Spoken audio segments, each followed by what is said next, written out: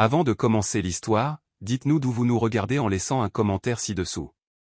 Si vous aimez cette vidéo, n'oubliez pas de liker et de vous abonner. Passez une merveilleuse journée. Bonne lecture à tous. Manhattan, maison de vente aux enchères Sotheby's, vendredi soir. La pluie d'automne tambourinait contre les baies vitrées tandis que l'élite new-yorkaise se rassemblait pour ce qui devait être une vente aux enchères de routine. Des lustres en cristal jetaient une lumière chaude sur des coiffures impeccables et des robes de créateurs, tandis que des serveurs gantés de blanc se déplaçaient silencieusement entre les rangées de chaises en velours, remplissant les flûtes de champagne et offrant des canapés importés. Sophie Carter ajusta sa montre Cartier vintage, un cadeau de sa grand-mère décédée et probablement l'objet le plus cher qu'elle possédait, et vérifia ses notes une dernière fois. En tant que spécialiste indépendante en authentification d'œuvres d'art, elle avait bâti sa réputation sur sa rigueur, sa précision et son honnêteté brutale. Le lot de ce soir comprenait plusieurs pièces qu'elle avait personnellement examinées, et elle avait signalé des doutes concernant l'article 47 de Sotheby's, une œuvre prétendument impressionniste des années 1920 intitulée Rêve de jardin. 3 rangs plus loin, Ethan Brox tripotait ses boutons de manchette en platine, ses yeux gris acier parcourant le catalogue de la vente sans vraiment le voir. À 32 ans, il avait hérité de plus d'argent que le PIB de la plupart des petits pays, mais ce soir, dans son smoking Tom Ford parfaitement taillé, il se sentait comme un imposteur. Sa mère, Eleanor Brox, philanthrope, mondaine et entremetteuse professionnelle, était assise à côté de lui, chuchotant de temps en temps les noms des filles de bonne famille. La jeune Langlais vient de rentrer de Paris, murmura Eleanor derrière son éventail en soie. Diplômée en histoire de l'art de la Sorbonne. Ethan grogna à peine en guise de réponse. Son esprit était ailleurs, plus précisément à la réunion du conseil d'administration prévue lundi matin, où il devrait expliquer pourquoi la dernière acquisition de Brox Enterprises avait de nouveau échoué. Le commissaire-priseur, Henry Langston, un gentleman britannique distingué qui avait fait circuler des millions de dollars d'œuvres d'art pendant 3 décennies, monta sur le podium avec une élégance étudiée. Mesdames et messieurs, bienvenue à la vente de ce soir. Nous commençons avec le lot numéro 1. Les 46 premiers lots se déroulèrent sans accroc. Peintures, sculptures et manuscrits rares changèrent de main avec la fluidité que seul l'argent sérieux peut offrir. Sophie observait attentivement, prenant des notes mentales sur les tendances du marché et le comportement des acheteurs. Elle avait appris à lire la salle, les hochements de tête subtils, les gestes de la main presque imperceptibles, la façon dont les enchérisseurs sérieux gardaient une expression soigneusement neutre. Puis vint le lot numéro 47. Rêve de jardin, attribué à Julian Moreau, vers 1921, annonça Langston, sa voix portant le poids de l'autorité. Un magnifique exemple d'œuvre botanique post-impressionniste, huile sur toile, 91 par 61 cm. Les enchères commencent à 500 000 $. L'estomac de Sophie se noie. Elle avait examiné cette peinture pendant 3 heures mardi dernier, utilisant des lampes UV, des loupes et une analyse spectrale. Le coup de pinceau était incorrect, le vieillissement artificiel, même le cadre était une reproduction habile. Elle avait soumis ses conclusions au département d'authentification de Sotheby's, mais apparemment, ses préoccupations avaient été ignorées. Les enchères commencèrent prudemment. 500 000 devinrent 600 000, puis 800 000. Sophie observait Ethan Brox du coin de l'œil. Il était légèrement penché en avant, la mâchoire contractée par la concentration. Elle avait fait des recherches sur lui. Qui ne l'avait pas fait? MBA de Harvard, héritier d'une fortune dans le transport maritime, et actuellement en conflit public avec son conseil d'administration, qui le jugeait trop impulsif pour son propre bien. 1,2 million, lança une femme en soie émeraude au premier rang. 1,5, contraint un gentleman aux cheveux argentés avec un accent texan. Ethan leva sa plaquette. 2 millions. Sophie sentit la sueur perler sur son front malgré la climatisation. La situation devenait rapidement hors de contrôle. 2,5 millions, répliqua la femme en soie émeraude. Sans même se retourner, le gentleman texan secoua la tête et baissa sa plaquette. Trop cher pour lui. La mère d'Ethan posa une main avertisseuse sur son bras. Chérie, peut-être que. 5 millions, annonça Ethan, sa voix portant à travers la salle soudainement silencieuse. Sophie se leva si brusquement que sa chaise racla le sol en marbre avec un grincement malencontreux. Toutes les têtes se tournèrent vers elle, y compris celle d'Ethan. Un instant, leurs regards se croisèrent à travers la pièce bondée et elle y vit quelque chose. Du désespoir, peut-être, ou la détermination téméraire de quelqu'un qui n'a plus rien à perdre. Le commissaire-priseur s'éclaircit la gorge. 5 millions de dollars pour le gentleman durant 12. Entends-je 6 millions? C'est de la folie, murmura Sophie, serrant son rapport d'authentification. Elle ne pouvait pas rester assise et regarder quelqu'un gaspiller 5 millions de dollars sur un faux. Cela allait à l'encontre de tout son instinct professionnel. La femme en soie émeraude conférait avec son conseiller, un homme mince à lunettes cerclées de fils qui secouait la tête avec insistance. Une fois à 5 millions de dollars, lança Langston en levant son marteau. Le cœur de Sophie battait si fort qu'elle pouvait l'entendre par-dessus le doux bourdonnement de la conversation. Elle avait deux choix, rester silencieuse et assister à un désastre, ou parler et probablement mettre fin à sa carrière dans le monde de l'art new-yorkais. Sotheby's n'appréciait pas d'être contredit publiquement. 2 fois. Ethan Brock souriait maintenant, le genre de sourire confiant qui accompagne la victoire. Sa mère s'éventait plus vigoureusement, et Sophie pouvait voir d'autres membres du conseil d'administration de Brooks Enterprises dispersés dans le public, affichant des airs allant de l'inquiétude à la résignation. Le marteau amorçait sa descente quand Sophie prit sa décision. « Arrêtez !» cria-t-elle en se levant d'un bond et en pointant directement Ethan. « Ce tableau est un faux. » L'effet fut immédiat et dévastateur. Les conversations s'interrompirent en pleine phrase. Les verres de champagne s'arrêtèrent à mi-chemin des lèvres. Même les serveurs cessèrent de bouger, figés comme des mannequins dans une vitrine de grand magasin. Le marteau de Langston tomba sur le sol avec un bruit sourd. Oublié. Ethan Brooks la regarda avec un mélange de choc et de quelque chose qui aurait pu être de la gratitude. La femme en soie émeraude était bouche bée. Eleanor Brooks s'éventait frénétiquement, semblant sur le point de s'évanouir. « J'ai examiné cette pièce personnellement », continua Sophie, sa voix portant dans le silence absolu. La composition de la peinture est incorrecte pour l'époque. La préparation de la toile ne correspond pas aux techniques documentées de Moreau et la signature montre des signes clairs de vieillissement artificiel. C'est une très bonne reproduction, mais elle n'est pas authentique. Langston avait l'air d'un homme voyant sa carrière défiler devant ses yeux. « Mademoiselle, je vais devoir vous demander de... » Elle a raison. La voix venait du fond de la salle, près de la sortie. Un homme âgé à la barbe blanche parfaitement taillée s'avança, s'aidant d'une canne qui coûtait probablement plus cher que la voiture de la plupart des gens. Dr Édouard Langlais, se présenta-t-il. Je collectionne l'œuvre de Moreau depuis 40 ans, et j'étais un ami personnel de Julian avant sa mort. Ce tableau est en effet un faux, et un faux plutôt évident. La salle explosa. Les voix s'élevèrent dans la confusion, la colère et l'excitation. Des téléphones portables apparurent comme par magie, postant probablement déjà sur les réseaux sociaux. Sophie pouvait presque voir les gros titres, « Scandale chez Sotheby's ». Un faux tableau secoue l'élite de Manhattan. Une experte sauve un millionnaire du désastre. Au milieu du chaos, Ethan Brooks la fixait toujours, puis, comme si le stress, l'adrénaline et l'absurdité pure de la situation avaient court-circuité son cerveau, il se leva et dit la première chose qui lui vint à l'esprit. « Je vous aime. » Les mots tranchèrent le bruit comme un couteau dans du beurre. Toutes les conversations s'arrêtèrent. Toutes les caméras de téléphone se tournèrent vers lui. Eleanor Brooks poussa un petit gémissement et s'affaissa contre la femme à côté d'elle. Sophie Carter, qui avait affronté des réseaux de faussaires, des maisons de ventes hostiles et des collectionneurs intimidants sans ciller, sentit ses joues brûler d'embarras. De toutes les réponses possibles au sauvetage public de quelqu'un d'un désastre financier, « Je vous aime » n'était certainement pas sur sa liste de résultats attendus. « Vous ne connaissez même pas mon nom », réussit-elle à dire, sa voix plus faible qu'elle ne l'aurait voulu. « Sophie Carter », répondit immédiatement Ethan. « Vous êtes diplômée summa cum laude de NYU en histoire de l'art et en chimie. Vous avez été consultante pour le Met, le Whitney et la Frick Collection. Vous avez un jour démasqué toute une galerie de faux Picasso à Soho. Vous buvez votre café glacé même en hiver. Vous avez un chat nommé Renoir. Et vous êtes probablement la personne la plus honnête de toute cette salle. » Le silence qui suivit fut assourdissant. Sophie cligna des yeux. « Comment? Pourquoi savez-vous tout ça ?» L'expression confiante d'Ethan vacilla. « Parce que ça fait 6 mois que j'essaie de trouver le courage de vous inviter à sortir. Et j'ai peut-être fait quelques recherches. Probablement trop de recherches.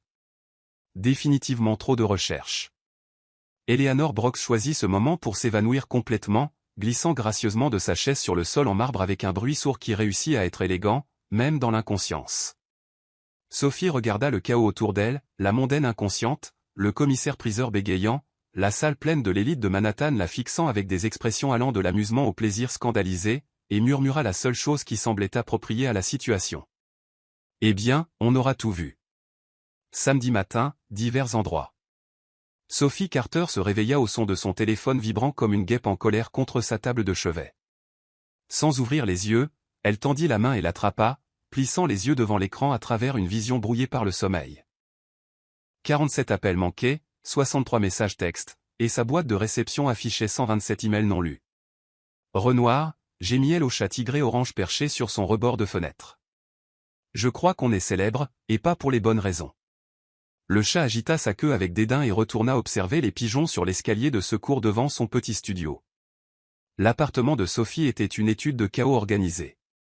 Des livres d'art empilés partout, du matériel d'authentification occupant la moitié de sa table de cuisine, et des reproductions de peintures célèbres couvrant chaque parcelle de murs disponible. Ce n'était pas grand-chose, mais c'était à elle, et le loyer était presque gérable si elle mangeait des nouilles instantanées 3 soirs par semaine. Elle fit défiler ses messages avec une horreur croissante. Sophie, Channel 7 News veut une interview. Claire, sa seule amie dans le monde de l'art. Appelle-moi immédiatement. Daniel Hanley, son client occasionnel du Whitney. As-tu vraiment sauvé Ethan Brooks de l'achat d'un faux? Olivia, sa colocataire d'université. Le Poste veut faire un reportage. Numéro inconnu. L'action de Brooks Enterprises est en hausse de 12% ce matin. Un autre numéro inconnu. Et puis il y avait ceux qui lui nouèrent l'estomac. Nous devons parler. Lundi, 9h précise. Margaret Ashwood, directrice de l'authentification, Sotheby's. Vos services ne seront plus requis. Edward Mills, un collectionneur privé qui était un client régulier. Déçu par votre comportement peu professionnel. Dr Elizabeth Thornton, chef de département, Christie's. Sophie gémit et enfouit son visage dans son oreiller. Elle avait sauvé un homme de perdre 5 millions de dollars sur un faux tableau, et d'une manière ou d'une autre, elle était la méchante de l'histoire. Le monde de l'art était notoirement fermé et impitoyable. Contredire publiquement Sotheby's, c'était comme gifler le pape à la messe de Pâques. Son téléphone sonna de nouveau. Cette fois, c'était sa mère. Sophie Catherine Carter, retentit la voix familière depuis Sacramento. Ton père vient de te voir aux informations du matin, en train de pointer du doigt un homme et de crier à la fraude artistique. As-tu des ennuis? Salut, maman. Non, je n'ai pas d'ennuis. J'ai juste fait mon travail, en quelque sorte. Eh bien, ils disent que tu as embarrassé des gens très importants, et que ce jeune Brooks t'a déclaré son amour devant tout le monde.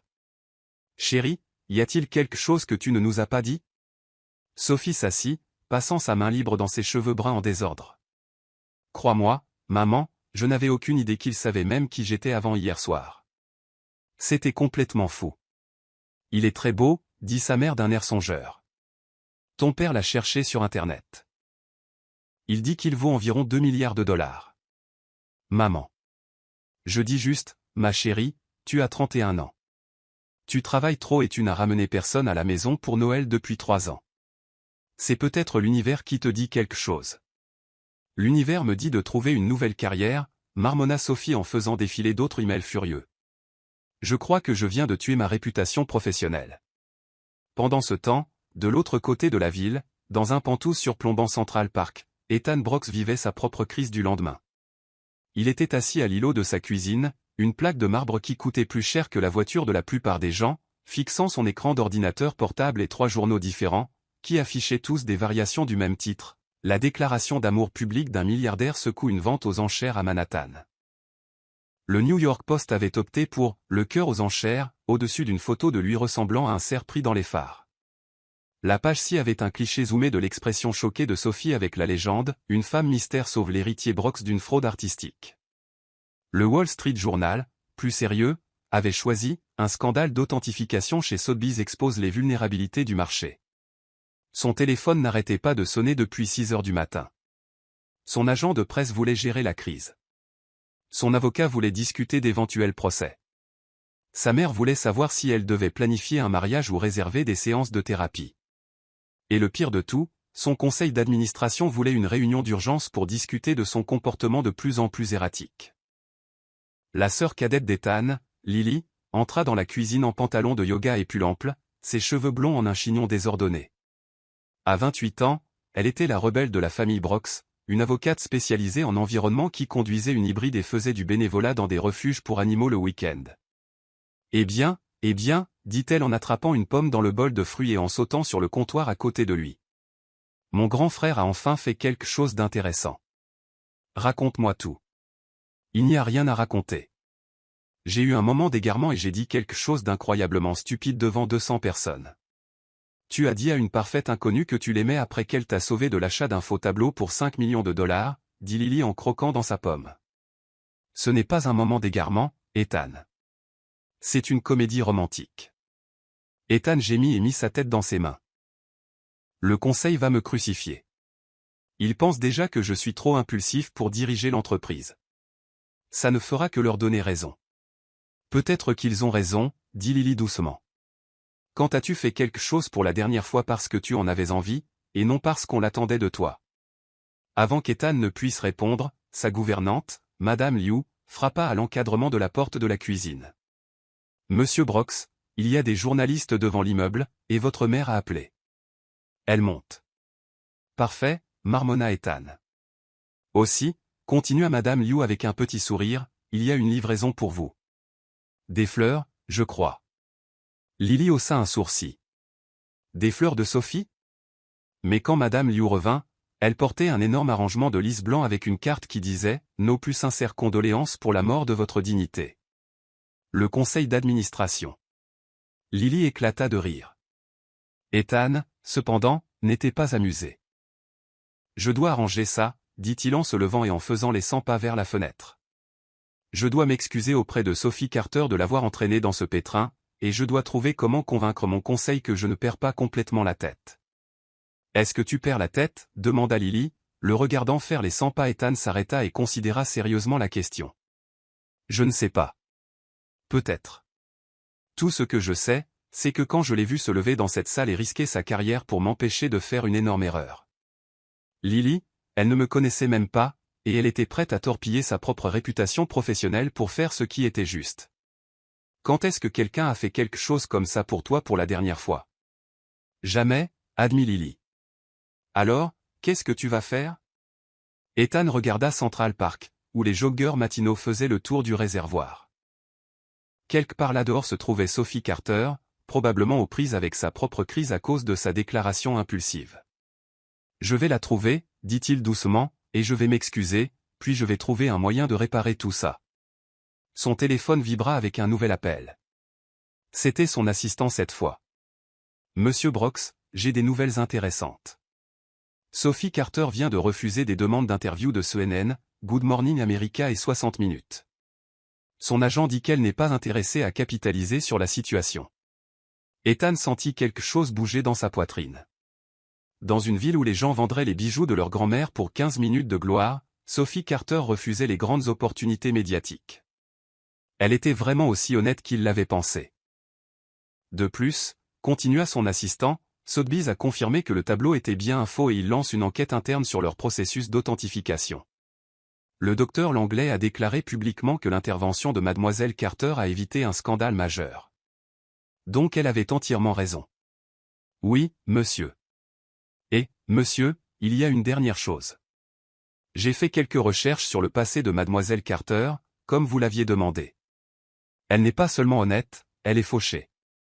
Elle a refusé un emploi très lucratif dans une maison de vente privée l'année dernière parce qu'il voulait qu'elle soit moins rigoureuse dans ses authentifications. Ethan ferma les yeux. Sophie Carter avait tout risqué pour le sauver de sa propre stupidité. Et maintenant, elle payait probablement le prix de son intégrité. Annulez mes rendez-vous du matin, dit-il à son assistant. J'ai quelqu'un à voir. Lily sourit. Ça devient intéressant. Et Lily, ajouta Ethan en se dirigeant vers sa chambre pour s'habiller. Si maman demande où je suis allé, dis-lui que je suis mon cœur. Elle détestera ça, mais au moins elle comprendra. En fermant la porte de sa chambre, Ethan put entendre sa sœur rire et déjà composer le numéro de quelqu'un, probablement pour partager le dernier développement de ce qu'elle surnommait la comédie romantique désastreuse d'Ethan. Mais pour la première fois depuis des mois, Ethan avait l'impression de faire quelque chose de bien. Maintenant, il devait juste trouver comment convaincre Sophie Carter de ne pas lui claquer la porte au nez. Samedi après-midi, studio de Sophie. Sophie était en train de manger sous le coup du stress les restes d'un plat thaïlandais directement dans la barquette tout en cherchant des offres d'emploi à Portland, loin du monde de l'art impitoyable de New York, quand quelqu'un frappa à sa porte. Pas le léger tapotement de sa voisine âgée, Madame Fernandez, ni le coup rythmé du livreur de la bodega d'en bas. C'était un coup confiant, déterminé, qui parvenait à sonner cher. Elle jeta un œil par le Judas et faillit s'étouffer avec son pas de taille. Ethan Brox se tenait dans son couloir, incroyablement beau en jean sombre et pull marine qui coûtait probablement plus cher que son loyer mensuel. Il tenait ce qui semblait être du café et un sac en papier blanc, et plus surprenant encore, il avait l'air nerveux. Sophie jeta un regard horrifié à son appartement. Des livres d'art étaient éparpillés sur toutes les surfaces, son matériel d'authentification était étalé sur la table de la cuisine comme une sorte de scène de crime scientifique, et elle portait son jean le plus élimé et un sweat de l'université de Columbia avec un trou au coude gauche. Ses cheveux étaient en une queue de cheval désordonnée, attachée avec ce qui aurait pu être un pinceau. Elle envisagea de faire semblant de ne pas être là, mais Renoir choisit ce moment pour miauler bruyamment et gratter la porte, apparemment curieux de leur visiteur. Ethan frappa de nouveau. « Sophie, je sais que vous êtes là. J'entends votre chat, et je vous ai vu regarder par le Judas. Comment savez-vous où j'habite » cria-t-elle à travers la porte, sans bouger pour déverrouiller. « Votre adresse est dans l'annuaire professionnel. Et avant que vous ne le demandiez, je n'ai amené ni journaliste, ni photographe, ni personne d'autre. C'est juste moi. Et du café.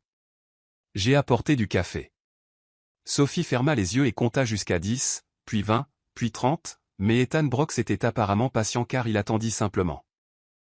Finalement, contre son meilleur jugement, elle ouvrit la porte, mais laissa la chaîne de sécurité enclenchée, créant un espace juste assez large pour le foudroyer du regard. « Monsieur Brox, dit-elle formellement. C'est inattendu. » Ethan, corrigea-t-il doucement. Et je sais que c'est probablement la dernière chose que vous voulez gérer en ce moment, mais je devais m'excuser, vous remercier, et m'assurer que vous alliez bien. Sophie étudia son visage à travers l'entrebâillement. Il avait l'air sincèrement préoccupé, et ses yeux gris acier qu'il avait fixés à travers la salle des ventes semblaient maintenant presque vulnérables. « Je vais bien, mentit-elle. Très bien. Ma carrière est peut-être finie, mais à part ça, tout est merveilleux. » Ethan grimaça. « C'est justement pour ça que je suis là. Puis-je entrer, s'il vous plaît ? Je promets de ne pas vous déclarer à nouveau mon amour ni de faire quoi que ce soit d'autre d'embarrassant. Je veux juste parler. » Contre tous ses instincts qui lui hurlaient de le renvoyer, Sophie se surprit à déverrouiller la chaîne et à ouvrir plus grand la porte. « 5 minutes, dit-elle, et seulement parce que vous avez apporté le café. » Ethan entra dans son petit studio et regarda autour de lui avec un intérêt sincère, pas la curiosité polie qu'elle attendait de quelqu'un qui vivait probablement dans un penthouse. Son regard s'attarda sur son espace de travail improvisé, sa collection de livres d'art, et une reproduction de la nuit étoilée de Van Gogh qu'elle avait peinte elle-même à l'université. « C'est vous qui avez peint ça » demanda-t-il en désignant le Van Gogh. « C'est juste une copie. J'étais étudiante en art avant de me spécialiser en authentification. » Sophie prit le café qu'il lui offrait. Il venait de chez Joe Coffee, son endroit préféré qu'elle ne pouvait plus se permettre. « Comment saviez-vous que j'aimais cet endroit » Ethan eut la grâce de paraître embarrassé. « J'ai peut-être observé vos habitudes de café pendant les 3 mois où j'ai essayé de trouver le courage de me présenter à divers événements de galerie. » 3 mois. Sophie le dévisagea. « Vous avez dit 6 mois hier soir. 6 mois à vous remarquer, 3 mois à essayer activement de vous aborder et à me dégonfler à chaque fois. » Ethan passa une main dans ses cheveux sombres, les faisant se dresser légèrement.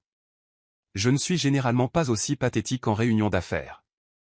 Je suis même assez confiant. » Malgré tout, Sophie sentit le coin de sa bouche se contracter. « Qu'est-ce qui vous a empêché de vous présenter ?»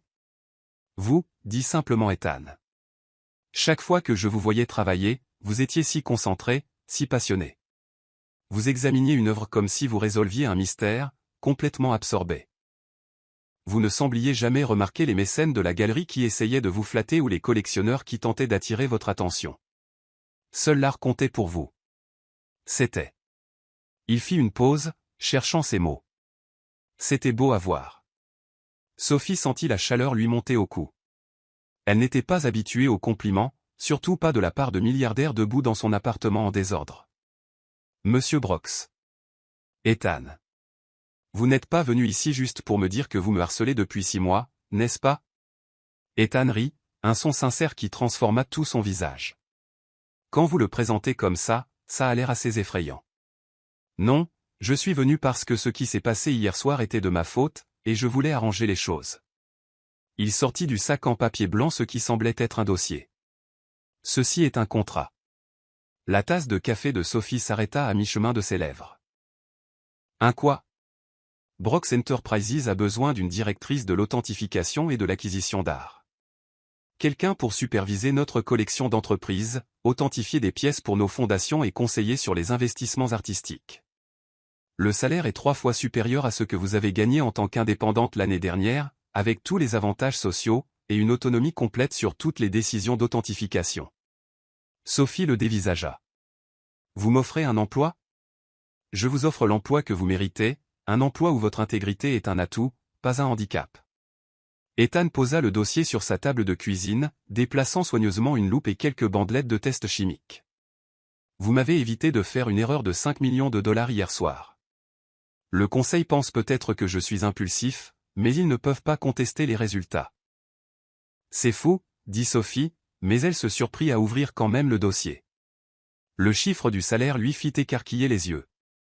C'est plus d'argent que je n'en ai gagné ces 3 dernières années réunies. Vous le valez bien, dit Ethan doucement. Et Sophie, il n'y a aucune condition. Vous prenez ce poste, vous me rendrez des comptes professionnellement, mais je ne vous importunerai pas personnellement. Hier soir, j'étais pris par le moment. Vous n'avez pas à vous inquiéter que je rende les choses gênantes. Sophie leva les yeux du contrat. Ethan se tenait maintenant près de sa fenêtre, les mains dans les poches, regardant Renoir inspecter ses chaussures. Il y avait quelque chose de presque solitaire dans sa posture, malgré ses paroles confiantes. Pourquoi, demanda-t-elle. Et ne me dites pas que c'est juste parce que je vous ai fait économiser de l'argent. Vous pourriez engager n'importe quel expert en authentification au monde. Ethan resta silencieux un long moment, regardant toujours par la fenêtre la vue sur l'immeuble d'en face, bien loin de son panorama sur Central Park.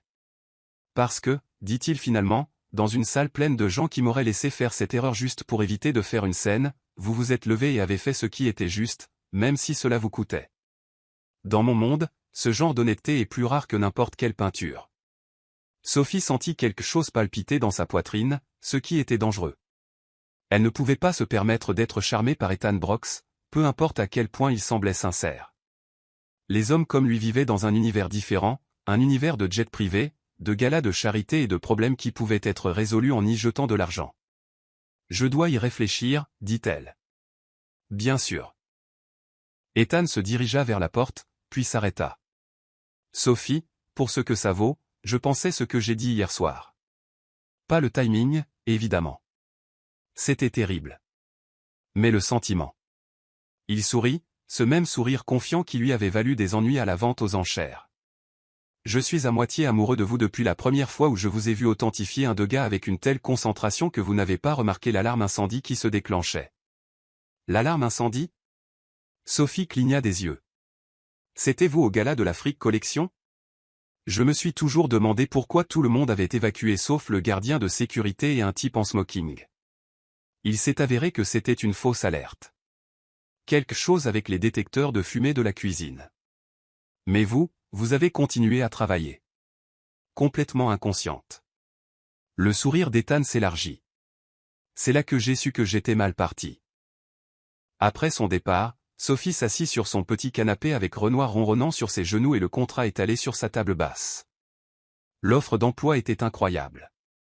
Plus qu'incroyable. Elle résoudrait tous ses problèmes financiers et lui donnerait le respect professionnel auquel elle aspirait. Mais cela signifierait aussi travailler pour l'homme qui lui avait déclaré son amour devant la moitié de l'élite mondaine de Manhattan. L'homme qui, malgré sa richesse et ses privilèges évidents, avait réussi à rendre son appartement moins solitaire simplement en y restant 10 minutes. Son téléphone vibra avec un SMS de Lily Brox. Apparemment, la sœur d'Ethan avait obtenu son numéro d'une manière ou d'une autre. Mon frère est un idiot. Mais c'est un idiot bien intentionné. De plus, il rend toute notre famille folle à parler de la femme brillante qui authentifie l'art comme si elle résolvait des crimes. Je pensais juste que vous devriez le savoir. Lily. Sophie fixa le message, puis le contrat, puis Renoir, qui n'offrit aucun conseil utile à part exiger d'être nourri. « Qu'est-ce que tu en penses, Renoir » demanda-t-elle. « Devrais-je accepter un emploi d'un homme qui m'observe secrètement travailler depuis 6 mois ?» Renoir se contenta de ronronner plus fort. À travers sa fenêtre, Sophie pouvait voir le soleil se coucher sur la ville, peignant le ciel de nuances de rose et d'or qui auraient fait pleurer les impressionnistes. Quelque part là-dehors, Ethan Brox faisait probablement face à sa propre crise. Des réunions de conseil, des attentes familiales et le poids d'une entreprise d'1 milliard de dollars sur ses épaules. Et quelque part entre ses remboursements de prêts étudiants et ses responsabilités d'entreprise, quelque chose d'inattendu avait pris vie dans une salle de vente de Sotheby's. Sophie ramassa le contrat et se mit à le relire. Cette fois, elle prêta attention à chaque détail. Parce qu'Ethan Brox était peut-être impulsif, privilégié et complètement hors de sa portée.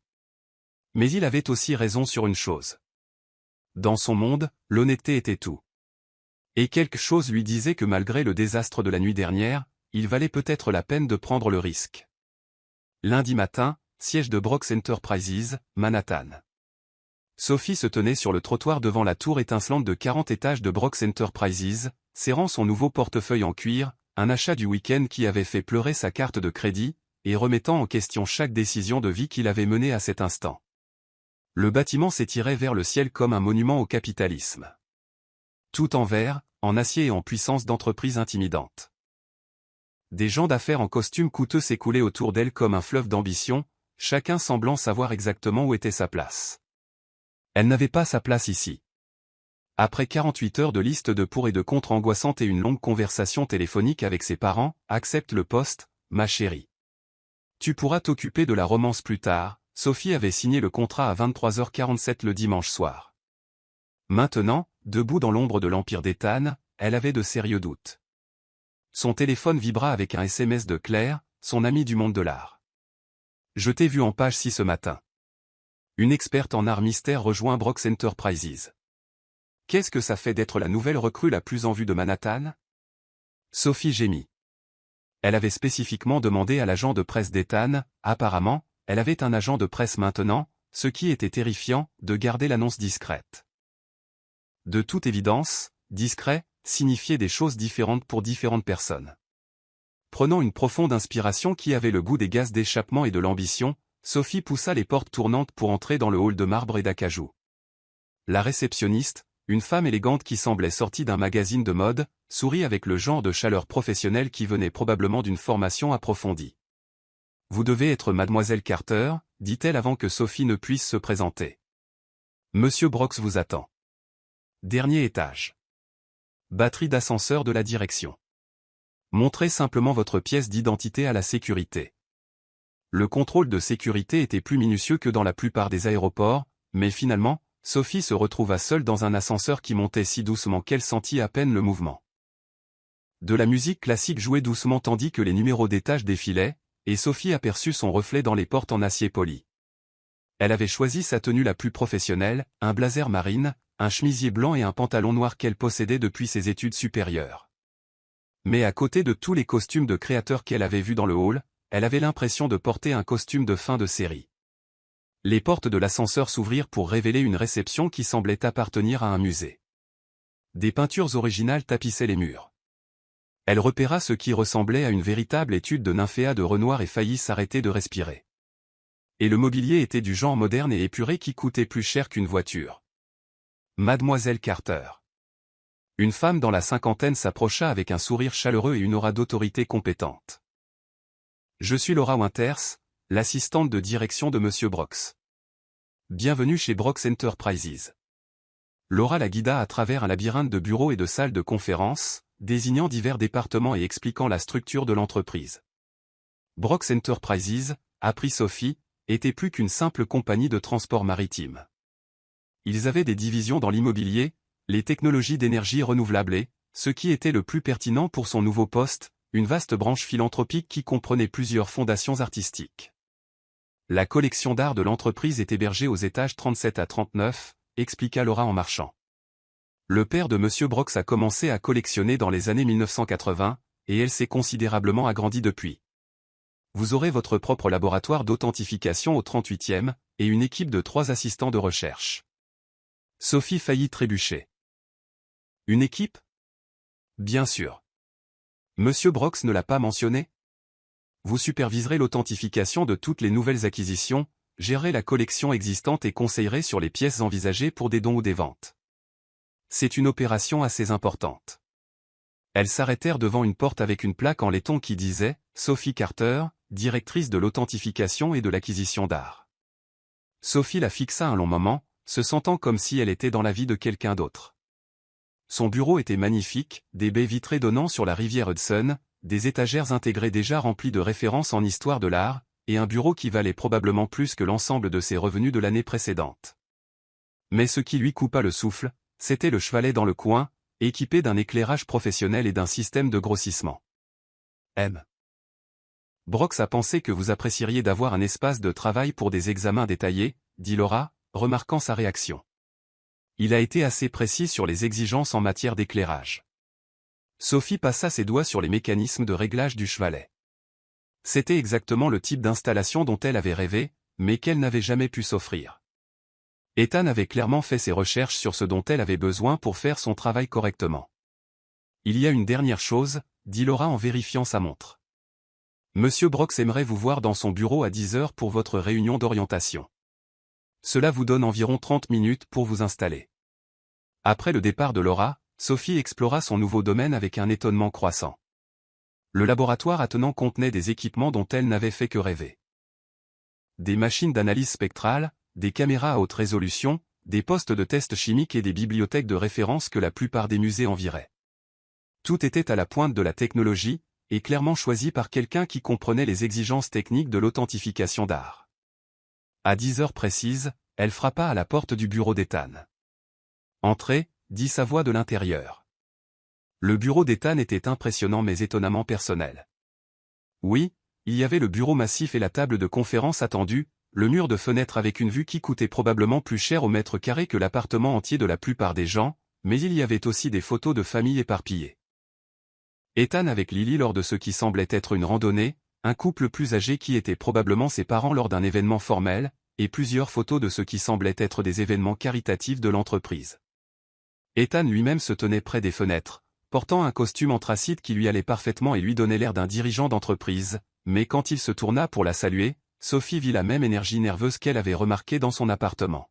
« Sophie, dit-il, son visage s'illuminant de ce qui semblait être un soulagement sincère. Vous êtes venue. Eh bien, j'ai signé un contrat, dit-elle, essayant de rester professionnelle, malgré la façon dont son pouce accéléra quand il lui sourit de cette manière. Comment trouvez-vous votre bureau? S'il y a autre chose dont vous avez besoin pour le laboratoire, faites-le savoir à Laura. Je veux m'assurer que vous ayez tout le nécessaire pour faire votre travail correctement. Sophie se plaça à côté de lui près des fenêtres, regardant la ville s'étendre en dessous d'eux. De cette hauteur, les gens dans les rues ressemblaient à des fourmis, et la circulation semblait presque paisible. « Ethan, puis-je vous demander quelque chose ?» dit-elle, toujours en regardant la vue. « Tout ce que vous voulez. Pourquoi ce poste est-il si important pour vous? Je veux dire, au-delà du simple fait d'embaucher de bonnes personnes. Vous auriez pu passer un contrat avec n'importe quelle société d'authentification de la ville. Pourquoi créer un département entier pour une seule personne? » Ethan resta silencieux un moment, et quand Sophie lui jeta un coup d'œil, elle vit qu'il étudiait son profil avec une intensité qui lui fit chauffer la peau. « Savez-vous comment mon père a bâti cette entreprise ?» demanda-t-il finalement. Sophie secoua la tête. Il a commencé avec un seul cargo et une volonté de prendre des risques que les autres compagnies maritimes ne prenaient pas. Il transportait de l'art et des antiquités pour les musées et les collectionneurs quand tout le monde se concentrait sur le fret en vrac. Il disait que l'art était la mémoire de la civilisation, et que le protéger était plus important que les marges bénéficiaires. Ethan se dirigea vers son bureau et prit une photographie encadrée, un homme qui ressemblait à une version plus âgée d'Ethan, debout à côté d'un navire chargé d'œuvres d'art soigneusement emballées. « Il est mort quand j'avais 25 ans, continua Ethan. Je venais de finir mon MBA et je pensais tout savoir sur la gestion d'une entreprise. Le conseil voulait que je me concentre sur les divisions rentables, le transport, l'immobilier, la technologie. Il pensait que les fondations artistiques étaient des bêtises sentimentales. Mais vous les avez gardées. Je les ai développées. Parce que mon père avait raison. L'art est la mémoire de la civilisation, et si nous ne le protégeons pas, ne l'authentifions pas correctement, ne le préservons pas pour les générations futures, alors à quoi bon tout ça? Il fit un geste autour du bureau, englobant tout l'empire de l'entreprise qui s'étendait en dessous d'eux. Sophie sentit quelque chose bouger en elle. Il ne s'agissait pas seulement de l'embaucher. Il s'agissait pour Ethan d'honorer l'héritage de son père tout en prouvant qu'il était plus qu'un simple gosse de riche impulsif. Le conseil pense toujours que je suis trop sentimental, dit Ethan avec un sourire ironique. Il préférerait que je me concentre sur les bénéfices trimestriels et les cours de l'action. Mais vendredi soir dernier, quand vous vous êtes levé dans cette salle des ventes et avez risqué votre carrière pour empêcher une fraude, vous avez prouvé que certaines choses comptent plus que l'argent. C'est exactement le genre d'intégrité dont cette entreprise a besoin. Avant que Sophie ne puisse répondre, la voix de l'assistante d'Ethan retentit via l'interphone. Monsieur Brox, la réunion du conseil commence dans 5 minutes. L'expression d'Ethan changea immédiatement, devenant plus gardée. Bien. La session d'urgence sur mon comportement de plus en plus erratique. À cause de vendredi soir. À cause de votre embauche. À cause de ce qu'ils voient comme ma tendance générale à suivre mon instinct plutôt que leur comité et leur groupe de discussion. Ethan ajusta sa cravate et prit un épais dossier sur son bureau. Il cherchait une excuse pour me démettre de mes fonctions de PDG depuis des mois. Ma déclaration d'amour public à une femme que je n'avais jamais officiellement rencontrée leur a simplement donné les munitions dont ils avaient besoin. Sophie sentit une pointe de culpabilité. Ethan, je suis désolé. Je n'ai jamais voulu que vous. Ne vous excusez pas, dit fermement Ethan. Je pensais chaque mot que j'ai dit vendredi soir. Peut-être pas le timing, mais le sentiment. Et vous embaucher était la décision commerciale la plus intelligente que j'ai prise depuis des mois, indépendamment de mes sentiments personnels. Il s'arrêta à la porte, se retournant vers elle avec une expression qu'elle ne put tout à fait déchiffrer.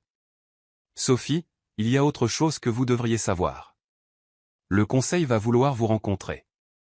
Ils vont remettre en question vos qualifications, votre expérience, et probablement vos motivations pour accepter ce poste. Certains d'entre eux pensent que je vous ai embauché à cause de vendredi soir, pas à cause de vos compétences professionnelles. Sophie sentit sa colonne vertébrale se redresser. Qu'ils me posent leurs questions. J'ai passé toute ma carrière à prouver que j'avais ma place dans des pièces pleines de gens qui pensent que je ne mérite pas d'y être. Le sourire d'Ethan fut éclatant. C'est exactement ce que j'espérais que vous diriez.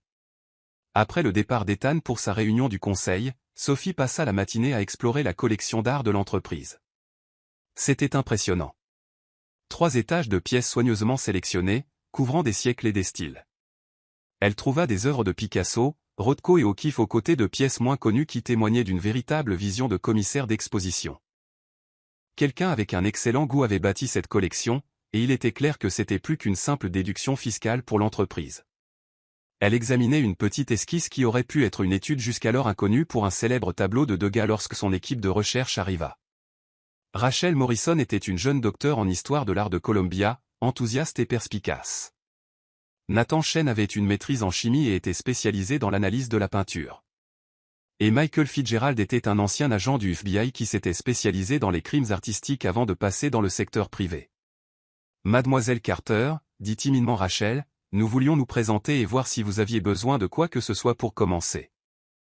Sophie les regarda tous les 3, jeunes, professionnels, clairement compétents, et réalisa quelle était leur patronne. Elle était responsable de leur travail, de leur carrière, de leur développement professionnel. C'était à la fois exaltant et terrifiant.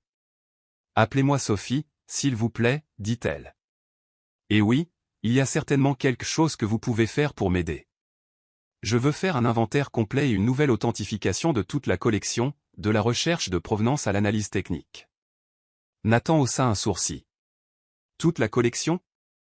Il y a plus de 300 œuvres. Je sais que c'est un grand projet, mais si nous voulons asseoir la réputation de Brox Enterprises en tant que leader de l'authentification d'œuvres d'art, nous devons d'abord nous assurer que tout est en ordre chez nous. Sophie afficha la base de données de la collection sur sa tablette. De plus, j'ai le sentiment que si le conseil d'administration d'Ethan cherche des raisons de remettre en question son jugement, il pourrait commencer par s'interroger sur sa nouvelle recrue. Je veux m'assurer que lorsqu'ils le feront, nous aurons des données pour étayer chaque décision que nous prendrons. Ils passèrent le reste de la matinée à élaborer une approche systématique pour le projet d'inventaire. Sophie se sentit stimulée par ce processus collaboratif.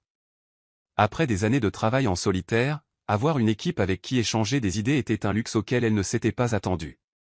À midi, Laura apparut avec le déjeuner et des nouvelles. La réunion du conseil d'administration est toujours en cours. Monsieur Brox m'a demandé de vous dire de ne pas l'attendre et qu'il vous rejoindrait plus tard cet après-midi. Sophie mangea son sandwich tout en examinant les documents de provenance d'un paysage supposément du XVIIIe siècle, mais son esprit ne cessait de dériver vers Ethan, affrontant son conseil d'administration. Elle pouvait l'imaginer dans cette salle de conférence, défendant ses décisions avec la même conviction passionnée qu'il avait montrée en parlant de l'héritage de son père. Vers 2 heures, Lily Brox apparut à la porte du bureau de Sophie, vêtue d'un jean et d'un blazer qui parvenaient à avoir l'air à la fois décontracté et professionnel. « J'espère que je ne vous dérange pas », dit Lily en jetant un coup d'œil approbateur autour du bureau. « Je voulais vous souhaiter la bienvenue dans l'entreprise familiale et voir comment se passait votre installation. »« C'est magnifique », dit Sophie honnêtement, bien que je ne sois pas encore tout à fait sûr d'avoir ma place ici. Lily rit, s'installant dans l'un des fauteuils en face du bureau de Sophie. Croyez-moi, la moitié des gens dans ce bâtiment ressentent la même chose. Les environnements d'entreprise peuvent être intimidants, surtout quand on a l'habitude de travailler de manière indépendante.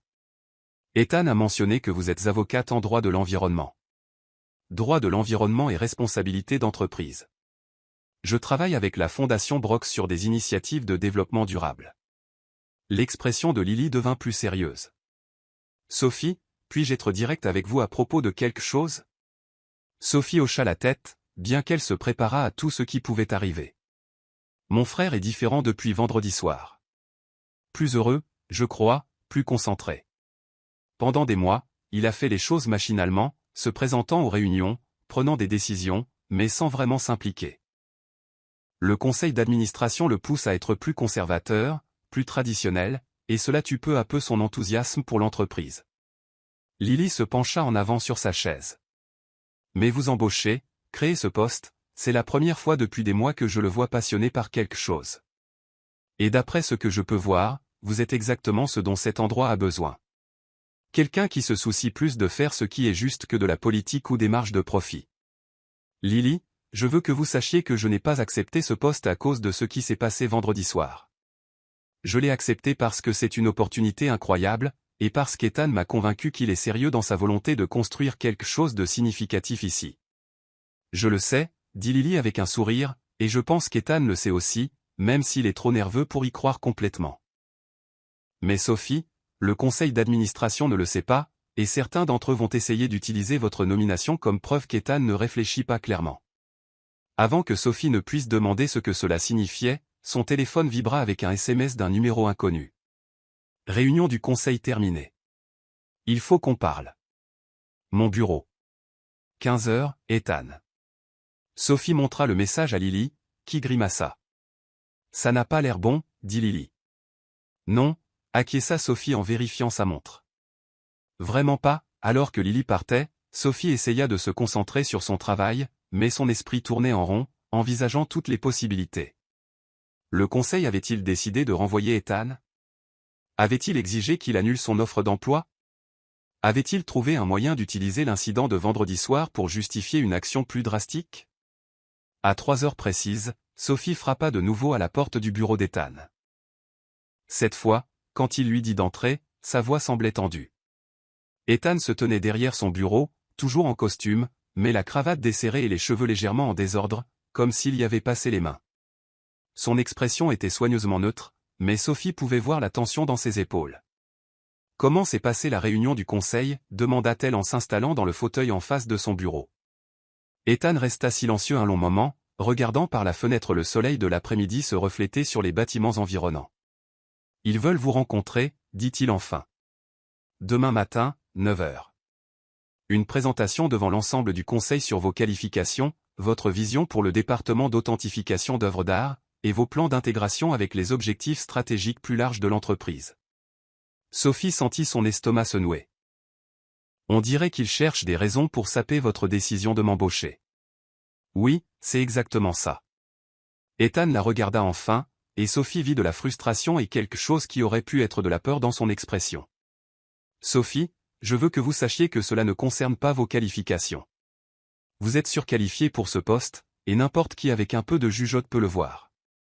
Il s'agit de la perception du conseil que je prends des décisions basées sur l'émotion plutôt que sur la logique.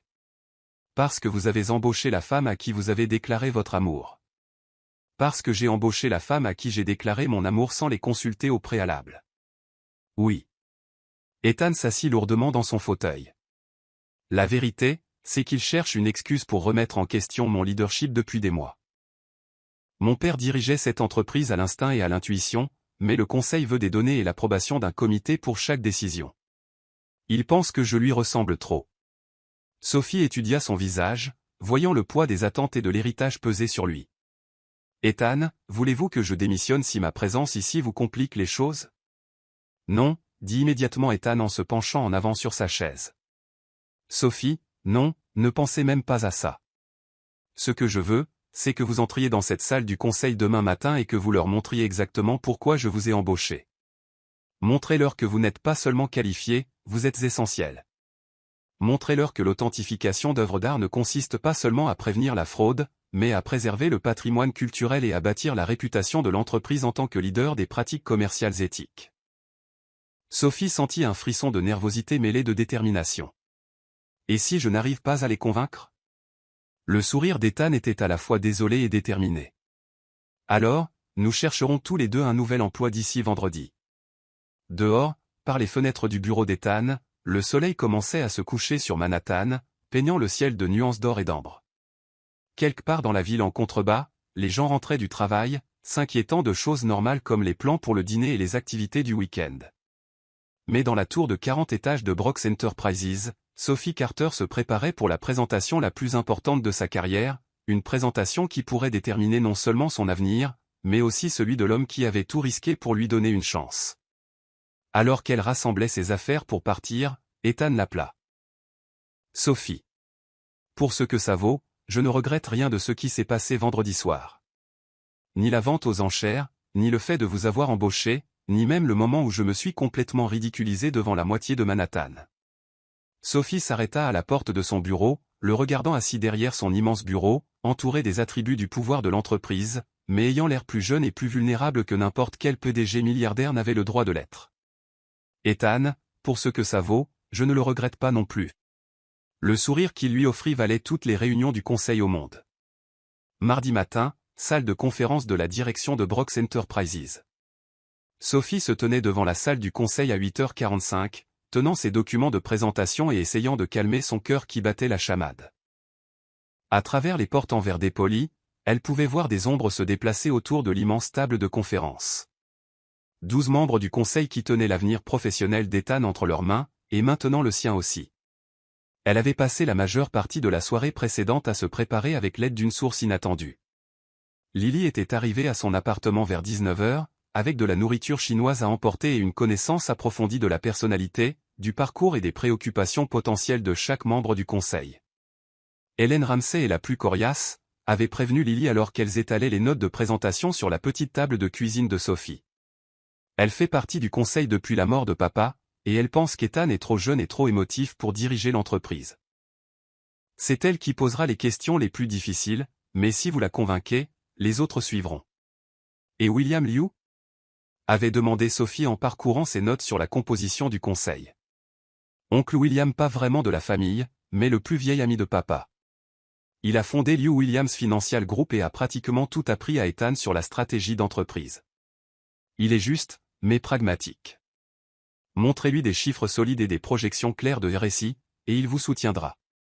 Maintenant, debout devant la salle du conseil dans son meilleur tailleur noir emprunté à Lily, qui faisait apparemment la même taille et avait bien meilleur goût en matière de tenue professionnelle, Sophie passa en revue sa stratégie une dernière fois.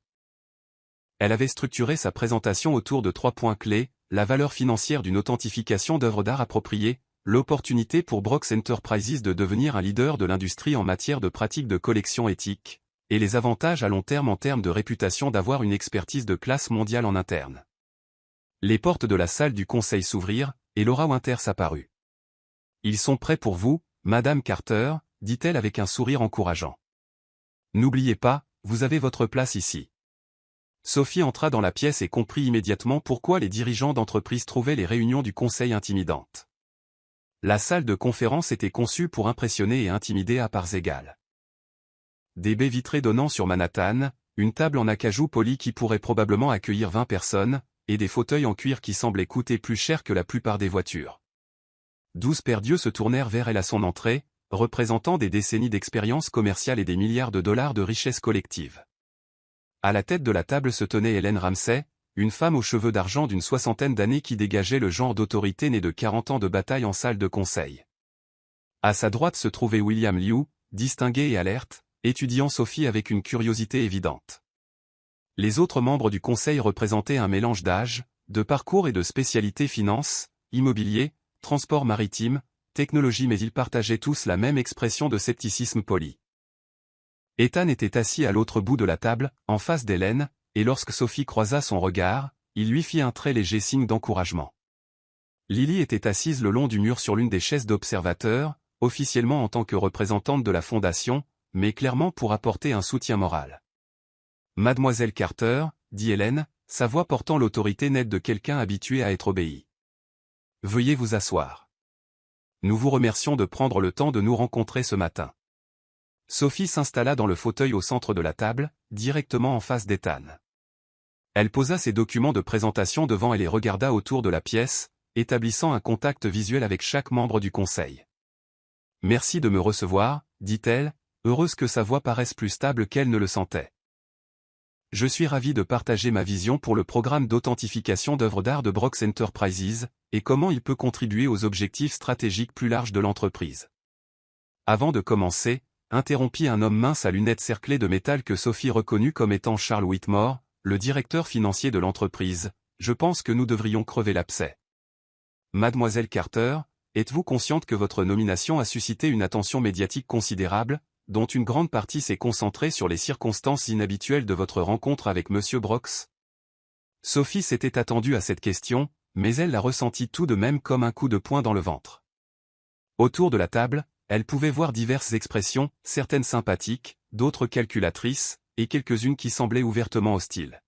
« Je suis consciente de la couverture médiatique, » dit Sophie avec précaution. « Je suis également consciente que certaines personnes pourraient se demander si mes qualifications professionnelles ont été le principal facteur de mon embauche. J'espère qu'à la fin de cette présentation, vous conviendrez que mes compétences parlent d'elles-mêmes. » Hélène se pencha légèrement en avant. « Mademoiselle Carter, vous avez un parcours académique impressionnant et d'excellentes références de plusieurs institutions prestigieuses. Cependant, vous n'avez jamais dirigé de département d'entreprise auparavant, jamais géré d'équipe, et jamais travaillé au sein de la structure d'une grande organisation. Qu'est-ce qui vous fait penser que vous pouvez assumer les responsabilités de ce poste ? » Sophie avait également anticipé cette question, et elle y répondit avec confiance. « Vous avez tout à fait raison de dire que je n'ai pas travaillé dans un environnement d'entreprise auparavant, mais j'ai géré des projets complexes impliquant de multiples parties prenantes, des délais serrés et des actifs de grande valeur. Lorsque j'ai authentifié la collection Langlais pour le Metropolitan Museum l'année dernière, j'ai coordonné avec des conservateurs, des compagnies d'assurance, des équipes juridiques et des spécialistes du transport international pour vérifier et cataloguer plus de 200 œuvres d'une valeur combinée de 50 millions de dollars. Le projet a été réalisé en respectant le budget et en avance sur le calendrier. » Elle ouvrit son portfolio et en sortit un rapport relié. « J'ai préparé une analyse détaillée de la manière dont ces mêmes compétences en gestion de projet se traduiront pour les besoins de Brooks Enterprises. Plus important encore, j'ai identifié plusieurs domaines où notre programme d'authentification peut générer des revenus directs et des économies de coûts pour l'entreprise. » William Liu parut intrigué. « Génération de revenus ? Comment cela ? » Sophie se leva et se dirigea vers l'écran de présentation de la salle, connectant son ordinateur portable avec une efficacité professionnelle. Sa première diapositive apparut, une mise en page sobre et professionnelle avec le logo de Brooks Enterprises et le titre « L'authentification d'œuvres d'art comme avantage commercial stratégique ». Brooks Enterprises maintient actuellement une assurance sur sa collection d'art d'entreprise évaluée à environ 80 millions de dollars, commença Sophie en passant à la diapositive suivante, qui montrait une ventilation de la valeur estimée de la collection. Cependant, mon examen préliminaire suggère que plusieurs œuvres pourraient être considérablement sous-évaluées, tandis que d'autres pourraient être surassurées sur la base d'attributions douteuses. Elle cliqua à nouveau et une analyse détaillée apparut. Par exemple, il y a un petit paysage dans la salle de conférence du 37e étage qui est actuellement assuré comme une œuvre mineure du 19e siècle d'une valeur d'environ 50 000 $. D'après l'analyse de la touche et la recherche de provenance, je pense qu'il s'agit en fait d'une étude précoce de Winslow Homer, ce qui la rendrait d'une valeur plus proche de 2 millions de $. Les sourcils d'Hélène se haussèrent. Vous suggérez que nous avons un tableau à 2 millions de $ dont nous ignorions l'existence? Je suggère que nous avons plusieurs œuvres qui n'ont pas été correctement évaluées depuis des années, corrigea Sophie. À l'inverse, il y a une supposée étude de Nymphéa de Renoir dans la salle à manger de la direction que je soupçonne d'être en fait une très bonne copie d'époque. Si j'ai raison, nous payons des primes d'assurance pour un tableau de 15 millions de $ qui en vaut en réalité environ 50 000. Elle passa à la diapositive suivante, montrant les économies de coûts et les opportunités de revenus projetées. Une authentification et une réévaluation appropriée de l'ensemble de la collection pourraient faire économiser à l'entreprise environ 300 000 $ par an en coûts d'assurance, tout en identifiant potentiellement des actifs d'une valeur bien supérieure à celle actuellement estimée. Charles Whitmore prenait maintenant des notes, son scepticisme initial remplacé par un intérêt évident. Et les services d'authentification pour les clients? Cela pourrait-il devenir un centre de profit? Sophie sourit. C'était exactement la direction qu'elle espérait que la conversation prendrait. Brooks Enterprises jouit déjà d'une excellente réputation dans le monde de l'art grâce à ses services de transport et de logistique. L'ajout d'une expertise en authentification crée des opportunités de consultation payantes, qui représentent généralement entre 5 et 15% de la valeur d'une œuvre. Si nous authentifions seulement 10 œuvres majeures par an pour des clients externes, nous pourrions générer entre 500 000 et 2 millions de $ de revenus supplémentaires. Elle passa à sa diapositive suivante, qui montrait des études de cas d'autres entreprises ayant développé des capacités internes similaires. Plus important encore, cela positionne Brooks Enterprises comme un leader dans le commerce éthique de l'art. Avec une surveillance croissante de la provenance et de l'authenticité dans le monde de l'art, les entreprises qui peuvent garantir une authentification appropriée ont un avantage concurrentiel significatif. Parlez-nous de votre équipe, dit une femme que Sophie reconnut comme étant le Dr Catherine Barnes, qui siégeait au conseil d'administration de plusieurs grandes organisations à but non lucratif. Comment comptez-vous créer et gérer un département capable de gérer un travail de cette envergure? Sophie passa à une diapositive montrant son organigramme. J'ai déjà commencé à travailler avec 3 spécialistes de la recherche. Rachel Morrison, qui apporte une expertise académique en histoire de l'art, Nathan Chen, qui s'occupe de l'analyse technique et de la chimie des peintures, et Michael Fitzgerald, qui est spécialisé dans la recherche de provenance et possède une vaste expérience des enquêtes sur les crimes liés à l'art. Elle marqua une pause, établissant un contact visuel avec plusieurs membres du conseil. Mais au-delà de l'expertise individuelle, nous mettons en place une approche collaborative qui s'appuie sur les forces existantes de Brooks Enterprises. Notre travail d'authentification s'intégrera avec votre équipe logistique pour le transport sécurisé, votre service juridique pour la vérification de la provenance, et votre division technologique pour l'archivage et l'analyse numérique. Hélène se renversa dans son fauteuil, étudiant Sophie avec ce qui aurait pu être de l'approbation. Vous avez clairement fait vos devoirs, Madame Carter, mais laissez-moi vous poser une question plus personnelle. C'est une entreprise familiale construite sur les relations et la confiance. Ethan a pris un risque considérable en créant ce poste et en vous embauchant. Si cela ne fonctionne pas, si l'attention des médias devient problématique, si les clients remettent en question votre nomination, si le conseil décide que c'était une erreur, comment savons-nous que vous ne partirez pas simplement quand les choses deviendront difficiles? La pièce devint silencieuse.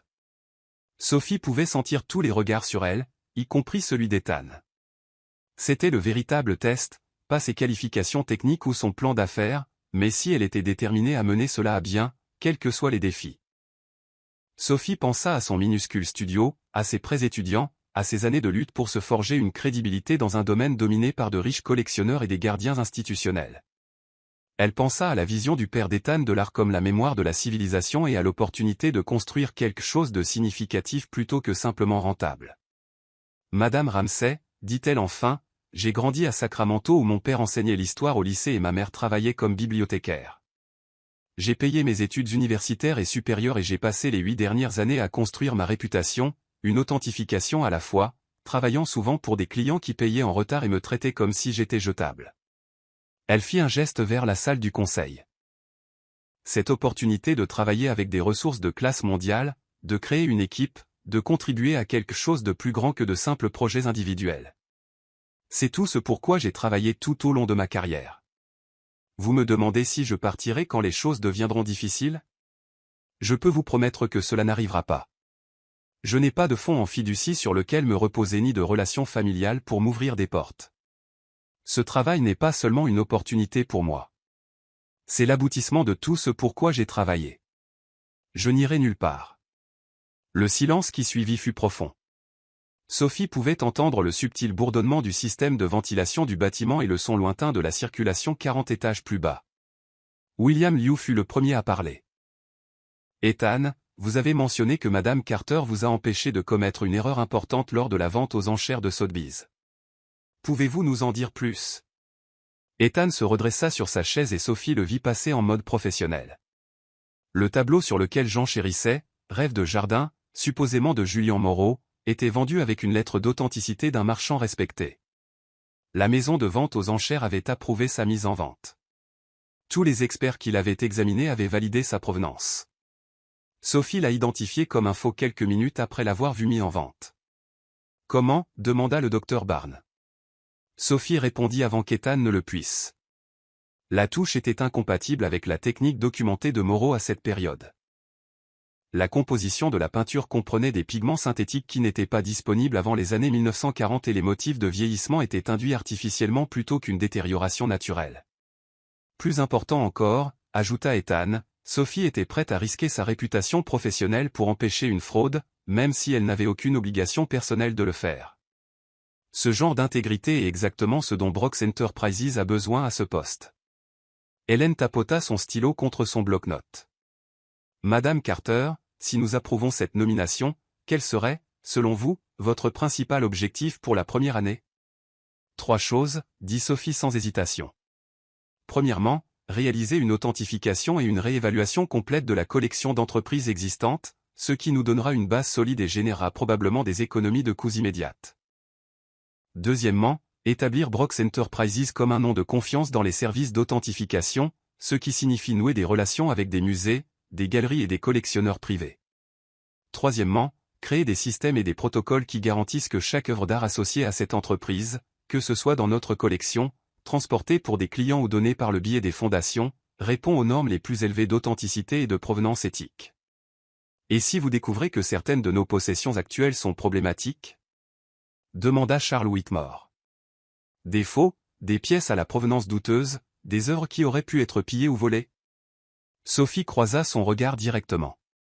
Alors nous gérons la situation de manière transparente et éthique. Nous travaillons avec les autorités compétentes pour restituer les œuvres volées à leurs propriétaires légitimes. Nous retirons les faux de la collection et nous utilisons chaque cas comme une opportunité de démontrer l'engagement de Brooks Enterprises à faire ce qui est juste, même lorsque c'est coûteux. Lily prit la parole depuis sa chaise d'observateur. Sophie, pouvez-vous nous parler de la manière dont cela s'inscrit dans la mission et les valeurs de la Fondation Brooks? Sophie hocha la tête, reconnaissante de l'occasion d'aborder le travail philanthropique de l'entreprise. L'authentification d'œuvres d'art soutient directement l'objectif de la Fondation de préserver le patrimoine culturel pour les générations futures. Lorsque nous nous assurons que les œuvres données sont authentiques, nous protégeons la réputation des institutions bénéficiaires. Lorsque nous identifions et restituons des artefacts volés, nous aidons à guérir les blessures historiques. Lorsque nous éduquons les gens sur l'authentification appropriée, nous aidons à prévenir de futures fraudes. Elle passa à sa dernière diapositive, qui montrait un calendrier pour la mise en œuvre de ces programmes proposés. Plus précisément, j'aimerais proposer que Brooks Enterprises établisse une bourse annuelle d'authentification, un programme qui amènerait des universitaires et des conservateurs émergents à travailler avec notre équipe, leur offrant une expérience pratique tout en nouant des relations avec la prochaine génération de professionnels du monde de l'art. Hélène regarda ses collègues du conseil autour de la table, puis de nouveau Sophie. Madame Carter, merci pour cette présentation très complète. Nous aimerions discuter de vos propositions en privé, et nous aurons une réponse pour vous d'ici la fin de la journée. Sophie rassembla ses documents, serra la main de chaque membre du conseil et se dirigea vers la porte. Alors qu'elle l'atteignait, Hélène l'appela. Madame Carter, officieusement, c'était impressionnant. Quelle que soit notre décision aujourd'hui, sachez que vous avez répondu à toutes les questions que j'avais sur vos qualifications. Dans le couloir devant la salle du conseil, Sophie sentit ses genoux flageoler de soulagement. Lily apparut à ses côtés, un large sourire aux lèvres. C'était incroyable, dit Lily en passant son bras sous celui de Sophie. Je n'ai jamais vu quelqu'un gérer Hélène Ramsay aussi efficacement. Elle a même souri quand tu as parlé de restituer des artefacts volés. Tu penses que ça s'est bien passé, demanda Sophie, sentant encore l'adrénaline de la présentation. Je pense que tu viens de faire la meilleure présentation au conseil de l'histoire de Brooks Enterprises, dit Lily. Viens, allons prendre un café pendant qu'ils délibèrent. Ethan nous rejoindra quand ils auront fini. Elles passèrent les 2 heures suivantes à la cafétéria de l'entreprise, Lily partageant des histoires sur son enfance dans la famille Brooks et Sophie commençant progressivement à croire qu'elle pourrait vraiment avoir sa place dans ce monde. Vers midi, Ethan apparut, son expression indéchiffrable. Alors, demanda Sophie, le cœur battant. Le visage d'Ethan s'illumina d'un grand sourire. Approbation unanime. Hélène a dit que c'était la présentation la plus impressionnante qu'elle ait vue en 20 ans de réunion du conseil. William veut discuter de la mise en place d'un accord de consultation pour sa propre collection d'art, et Charles travaille déjà sur les projections budgétaires pour le programme de bourse d'authentification. Sophie sentit des larmes de soulagement lui piquer les yeux. Vraiment? Vraiment. Bienvenue chez Brooks Enterprises, directrice Carter. Pour de vrai cette fois. Lily applaudit et les serra tous les deux dans ses bras. D'autres employés dans la cafétéria les regardèrent avec curiosité, mais Sophie s'en fichait. Elle l'avait fait. Elle avait fait ses preuves devant le conseil d'administration et gagné sa place dans le monde d'Ethan par ses propres mérites. Mais alors que la main d'Ethan s'attardait sur son épaule pendant l'étreinte de célébration de Lily, Sophie réalisa que la partie la plus difficile était peut-être encore à venir, car maintenant que les questions professionnelles étaient réglées, elle devait trouver quoi faire des questions personnelles, à commencer par le fait qu'elle était définitivement, complètement, et probablement désespérément en train de tomber amoureuse de son patron. Plus tard cet après-midi-là, Sophie était dans son bureau en train de passer en revue les protocoles d'authentification quand Ethan frappa à sa porte.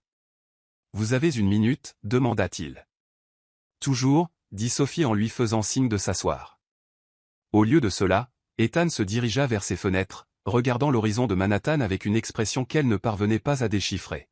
« Sophie, je dois vous dire quelque chose, dit-il enfin. Ce matin, avant la réunion du conseil, Hélène Ramsay m'a coincé dans mon bureau. » Sophie sentit son estomac se nouer. « Qu'a-t-elle dit ? » ?»« Elle m'a demandé si j'étais amoureux de vous. » Les mots restèrent en suspens dans l'air entre eux, comme un défi. La bouche de Sophie s'assécha. « Que lui avez-vous répondu ?» réussit-elle à demander. Ethan se tourna pour lui faire face, et Sophie vit quelque chose de brut et de vulnérable dans son expression. « Je lui ai dit la vérité, dit-il doucement. Que je tombe amoureux de vous depuis la première fois que je vous ai vu travailler. Que vendredi soir à la vente aux enchères n'était pas une impulsion momentanée. C'étaient des mois d'admiration qui ont finalement débordé, et que peu importe ce que je ressens pour vous personnellement, vous embaucher était la décision commerciale la plus intelligente que j'ai jamais prise. » Sophie le regarda, le cœur battant si fort qu'elle était sûre qu'il pouvait l'entendre. « Ethan, je sais, dit-il rapidement. Je sais que cela complique tout. Je sais que nous travaillons ensemble maintenant, et qu'il y a des limites professionnelles à prendre en compte. Je sais que ma déclaration d'amour à la vente aux enchères était probablement la chose la plus inappropriée qui soit jamais arrivée dans l'histoire de Sotheby's. Mais Sophie, je sais aussi que je ne veux pas faire semblant de ne pas ressentir cela pour vous. » Sophie se leva lentement, contournant son bureau jusqu'à se tenir directement en face de lui. « Qu'est-ce que vous me demandez, exactement ?» dit-elle. Le sourire d'Ethan était nerveux mais déterminé. « Je vous demande si vous aimeriez dîner avec moi ce soir. Pas en tant que votre patron, pas en tant que PDG de Brooks Enterprises, mais en tant qu'Ethan, le gars qui a été trop nerveux pour se présenter à vous pendant 6 mois jusqu'à ce qu'il perde complètement la tête lors d'une vente aux enchères d'art. » Sophie plongea son regard dans ses yeux gris acier et y vit de la sincérité, de la vulnérabilité, et quelque chose qui aurait pu être de l'espoir. Elle pensa à toutes les raisons pour lesquelles c'était une terrible idée, les complications professionnelles, l'attention des médias, les vastes différences dans leur parcours et leur compte en banque. puis elle pensa à la façon dont il avait respecté son autonomie en lui offrant le poste, à la prévenance dont il avait fait preuve en aménageant son bureau et son laboratoire, et à la passion authentique dans sa voix lorsqu'il parlait de préserver l'héritage de son père. « D'accord, dit-elle. Mais j'ai une condition. N'importe laquelle. Plus de déclaration d'amour public avant au moins le 3e rendez-vous. Je ne pense pas que mon cœur puisse supporter d'autres titres en première page. » Le rire d'Ethan était joyeux et soulagé. Marché conclu. Bien que je ne puisse pas promettre que je ne serai pas tenté. Alors qu'il se dirigeait vers la porte, Ethan s'arrêta et la regarda. Sophie, merci de m'avoir sauvé de ce faux tableau, d'avoir accepté ce travail, de m'avoir donné une chance. Pour tout. Après son départ, Sophie s'assit dans son magnifique bureau, regardant la vue de Manhattan qui faisait maintenant partie de sa vie quotidienne, et s'émerveilla de la façon dont son monde avait complètement changé en l'espace de 5 jours. Vendredi soir, elle était une pigiste en difficulté, mangeant des restes de nourriture thaïlandaise dans un studio. Maintenant, elle était la directrice de l'authentification d'œuvres d'art pour une entreprise d'1 milliard de dollars, avec une équipe, un laboratoire, et apparemment un rendez-vous avec l'un des célibataires les plus convoités de New York. Plus important encore, elle s'était prouvée à elle-même et à une salle remplie de sceptiques qu'elle avait sa place ici non pas par chance ou par charité, mais grâce à son propre talent et à sa détermination. Son téléphone vibra avec un SMS de sa mère. « J'ai vu les nouvelles sur ta présentation au conseil en ligne. Papa et moi sommes si fiers de toi. Au fait, vas-tu ramener ce jeune homme Brox à la maison pour Thanksgiving ?» Sophie éclata de rire. Certaines choses ne changeaient jamais, peu importe à quel point votre vie se transformait du jour au lendemain. Mais en regardant autour de son bureau, l'équipement d'authentification qui l'aiderait à préserver la mémoire de la civilisation, les membres de l'équipe qui respectaient son expertise, la fenêtre qui lui montrait un avenir plein de possibilités qu'elle n'avait jamais osé imaginer, Sophie réalisa que le changement n'était pas quelque chose à craindre. Parfois, si on avait beaucoup de chance, le changement était exactement ce dont on avait besoin. 3 mois plus tard, divers endroits à Manhattan. Sophie Carter s'était habituée à beaucoup de choses au cours des 3 mois qui avaient suivi son entrée chez Brox Enterprises. Elle s'était accoutumée à sa routine matinale consistant à prendre l'ascenseur jusqu'au 40e étage en sirotant un café qui ne venait pas de l'épicerie du coin. Elle s'était adaptée au fait d'avoir une équipe de chercheurs qui écoutaient réellement ses idées et les mettait en œuvre avec enthousiasme. Elle avait même appris à influencer les décisions budgétaires et compris que les invitations à déjeuner étaient souvent une stratégie politique déguisée en amitié. Ce à quoi elle ne s'était pas habituée, c'était d'être amoureuse d'Ethan Brox. Non pas qu'elle l'ait admis à voix haute ni à Lily, qui posait des questions indiscrètes lors de leurs cafés hebdomadaires, ni à ses parents, qui appelaient chaque dimanche pour avoir des nouvelles de son jeune homme, et certainement pas à Ethan lui-même. Qui avait été le parfait gentleman pendant 3 mois de rendez-vous soigneusement planifiés qui parvenait à éviter les paparazzis tout en étant incroyablement romantique. Leur premier rendez-vous officiel avait été un dîner dans un petit restaurant italien du village qu'Ethan avait entièrement privatisé juste pour qu'ils puissent manger des linguines et parler d'histoire de l'art sans que des photographes ne se cachent derrière les plantes en pot. Leur deuxième rendez-vous avait été une visite privée de la Frick Collection après la fermeture, où Ethan s'était arrangé pour qu'ils puissent examiner les dossiers d'authentification de plusieurs œuvres célèbres tout en partageant une bouteille de vin qui coûtait probablement plus que l'ancien loyer mensuel de Sophie. À leur 7e rendez-vous, un tour en hélicoptère au-dessus de Manhattan qui s'était terminé par un pique-nique à Central Park, Sophie avait réalisé qu'elle était dans de beaux draps.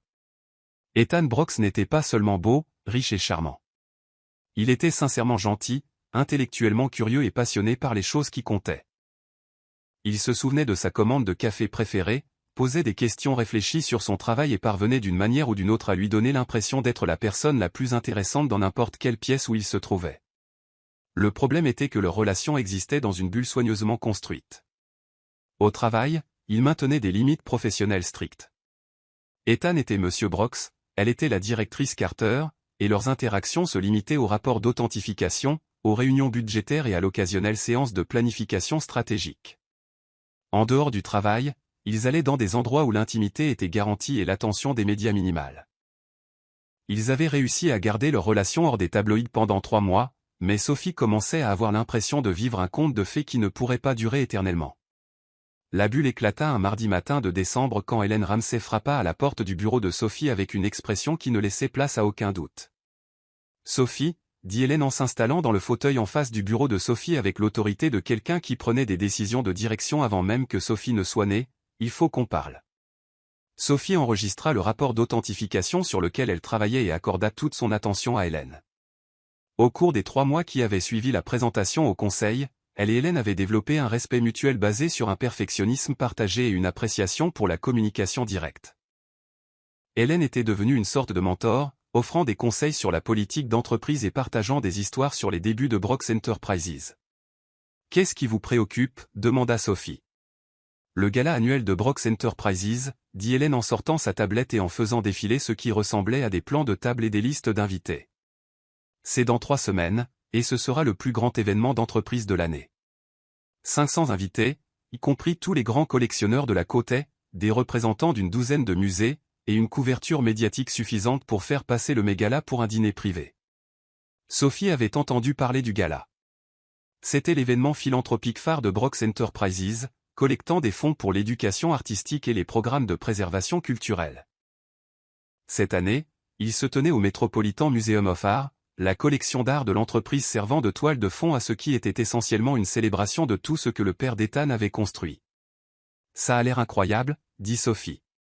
L'équipe a travaillé sur des présentations d'authentification spéciales pour certaines des œuvres phares. Oui, j'ai vu les plans préliminaires, et ils sont excellents. Hélène se pencha légèrement en avant. Sophie, je vais vous poser une question, et je veux que vous y répondiez honnêtement. Prévoyez-vous d'assister au gala avec Ethan ? Sophie sentit une chaleur lui monter au cou. Elle et Ethan avaient discuté du gala, mais ils n'avaient pris aucune décision officielle quant à y assister ensemble. L'événement marquerait leur première apparition publique en tant que couple, ce qui donnait l'impression de franchir une ligne de non-retour. Nous n'avons pas encore décidé, dit Sophie avec précaution. Hélène hocha la tête, comme si elle s'attendait à cette réponse. Laissez-moi être direct avec vous.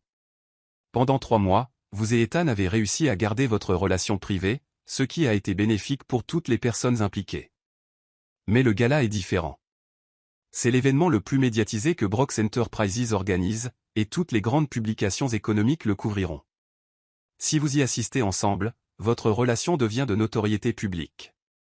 Si vous n'y assistez pas ensemble, les gens spéculeront sur la raison pour laquelle la nouvelle directrice de l'authentification d'œuvres d'art de l'entreprise n'accompagne pas le PDG à un événement axé sur l'art. Sophie vit immédiatement le problème. Donc, dans un cas comme dans l'autre, notre relation devient une histoire. Exactement. Ce qui m'amène à ma véritable préoccupation. L'expression d'Hélène s'adoucit légèrement. Sophie, vous avez dépassé toutes les attentes que nous avions quand Ethan vous a embauché. Le programme d'authentification génère des revenus en avance sur les prévisions. Vous avez identifié plus de 2 millions de dollars de réévaluation de la collection, et le programme de bourse a reçu des candidatures d'étudiants de tous les grands programmes d'histoire de l'art du pays. Vous avez prouvé que la confiance d'Ethan en vous était entièrement justifiée. Je sens un mail arriver, dit Sophie. Mais, continua Hélène, si votre relation avec Ethan devient publique, certaines personnes se demanderont si votre succès professionnel est lié à votre relation personnelle. Ce n'est pas juste, ce n'est pas exact, mais c'est inévitable. Et une fois que ce récit s'installe, il peut être très difficile de le changer. Sophie regarda par la fenêtre de son bureau l'horizon de Manhattan, où la première neige de l'hiver commençait à tomber. Elle avait travaillé si dur pour se forger une crédibilité dans le monde de l'art, et les 3 derniers mois avaient été comme la validation de tout ce qu'elle avait sacrifié pour en arriver là. L'idée que les gens puissent attribuer son succès au fait qu'elle couchait avec le patron lui retournait l'estomac. « Que suggérez-vous » demanda Sophie. « Je ne suggère rien, dit fermement Hélène. Je vous donne des informations pour que vous puissiez prendre une décision éclairée. Quelle que soit votre décision, avouée à Ethan, concernant le gala et votre relation en général, cela doit être votre choix. Mais je voulais que vous compreniez les conséquences potentielles. » Après le départ d'Hélène, Sophie essaya de se concentrer sur son travail, mais son esprit ne cessait de dériver vers la conversation. Elle était encore distraite quand Ethan apparut à sa porte à midi, tenant 2 tasses de café et arborant le sourire qui ne manquait jamais de faire battre son cœur. « Déjeuner » demanda-t-il en s'installant dans le fauteuil qu'Hélène venait de quitter. « J'ai apporté ton préféré. » Sophie accepta le café avec gratitude, inhalant l'arôme familier du mélange maison de Joe Coffee. « Ethan, nous devons parler du gala. » L'expression d'Ethan devint immédiatement plus sérieuse. Je me doutais que cette conversation allait arriver. Hélène t'a coincé, n'est-ce pas? Elle n'a pas tort sur les implications, dit Sophie. Si nous y allons ensemble, nous rendons notre relation publique, et une fois que cela arrivera, les gens supposeront que je t'ai embauché parce que nous couchons ensemble, pas parce que tu es l'experte en authentification la plus qualifiée de la ville, termina Ethan. Sophie, j'y ai pensé aussi, et j'ai une idée. Il sortit son téléphone et lui montra ce qui semblait être une ébauche de communiqué de presse. Et si nous contrôlions le récit? Et si nous annoncions notre relation selon nos propres termes avant le gala et la présentions de manière à mettre en valeur tes réalisations professionnelles? Sophie lut l'ébauche, qui positionnait leur relation comme un partenariat entre égaux partageant une passion pour l'art et la préservation culturelle. Elle mettait en avant ses qualifications, ses réussites depuis son arrivée chez Brooks Enterprises, et ses projets à venir. C'était de bon goût, professionnel et totalement honnête. Ça pourrait marcher, dit Sophie lentement. Mais Ethan, es-tu sûr de vouloir gérer l'attention des médias, les spéculations sur notre relation, les commentaires sur ta vie personnelle? Ethan tendit la main par-dessus son bureau et prit la sienne. Sophie, j'y pense depuis 3 mois. Je suis fatigué de cacher ce que je ressens pour toi. Je suis fatigué de prétendre que nous ne sommes que des collègues alors que tu es la meilleure partie de ma journée. Je suis fatigué de nous voir nous faufiler comme si nous faisions quelque chose de mal alors que ce que nous avons est la chose la plus juste de ma vie. Sophie sentit son cœur s'emballer devant la sincérité de sa voix. Et si cela affecte ton travail, le conseil, point la réputation de l'entreprise. Alors nous gérons. Ensemble, dit simplement Ethan. Sophie, je t'aime. Je sais que nous ne l'avons pas encore dit officiellement, mais je suis amoureux de toi depuis cette nuit chez Sotheby's, quand tu t'es levé et que tu as tout risqué pour faire ce qui était juste. Je veux que tout le monde sache que tu es à moi et que je suis à toi, et je veux arrêter de prétendre que la personne la plus importante dans ma vie est juste mon employé. Sophie le dévisagea, son pouce accélérant. Les mots flottaient dans l'air entre eux. Je t'aime. Prononcé doucement, mais avec une conviction absolue. Ethan, dit-elle doucement, je t'aime aussi. Je suis amoureuse de toi depuis notre 2e rendez-vous, quand tu as passé 2 heures à m'écouter t'expliquer les différences techniques entre le coup de pinceau impressionniste original et les reproductions modernes, et que tu étais sincèrement intéressé par chaque détail. Le sourire d'Ethan était radieux. Alors, on le fait. On rend ça public. On le fait, dit Sophie, mais j'ai des conditions. Dis-les-moi. Premièrement, nous publions le communiqué avant le gala pour que l'événement ne soit pas éclipsé par les spéculations sur notre relation. Deuxièmement, nous maintenons des limites professionnelles au travail. Pas de démonstration d'affection en public au bureau, des voitures séparées pour les événements d'entreprise, et absolument aucun traitement de faveur que l'on pourrait qualifier de favoritisme. Troisièmement, si cela devient un problème pour l'entreprise ou pour ma réputation professionnelle, nous réévaluons notre approche. Ethan hocha la tête sérieusement. D'accord sur tous les points. Autre chose? Sophie sourit. Oui. Si tu comptes être mon petit ami officiel, je dois rencontrer le reste de ta famille. Lily ne compte pas, car elle m'a déjà pratiquement adopté. Je veux rencontrer ta mère correctement, ta famille élargie, et toute autre personne qui aura un avis sur ton choix de petit ami. Ethan rit. Sophie, tu es sûre d'être prête pour ça? Ma mère se remet à peine du fait que j'ai déclaré mon amour pour une inconnue lors d'une vente aux enchères.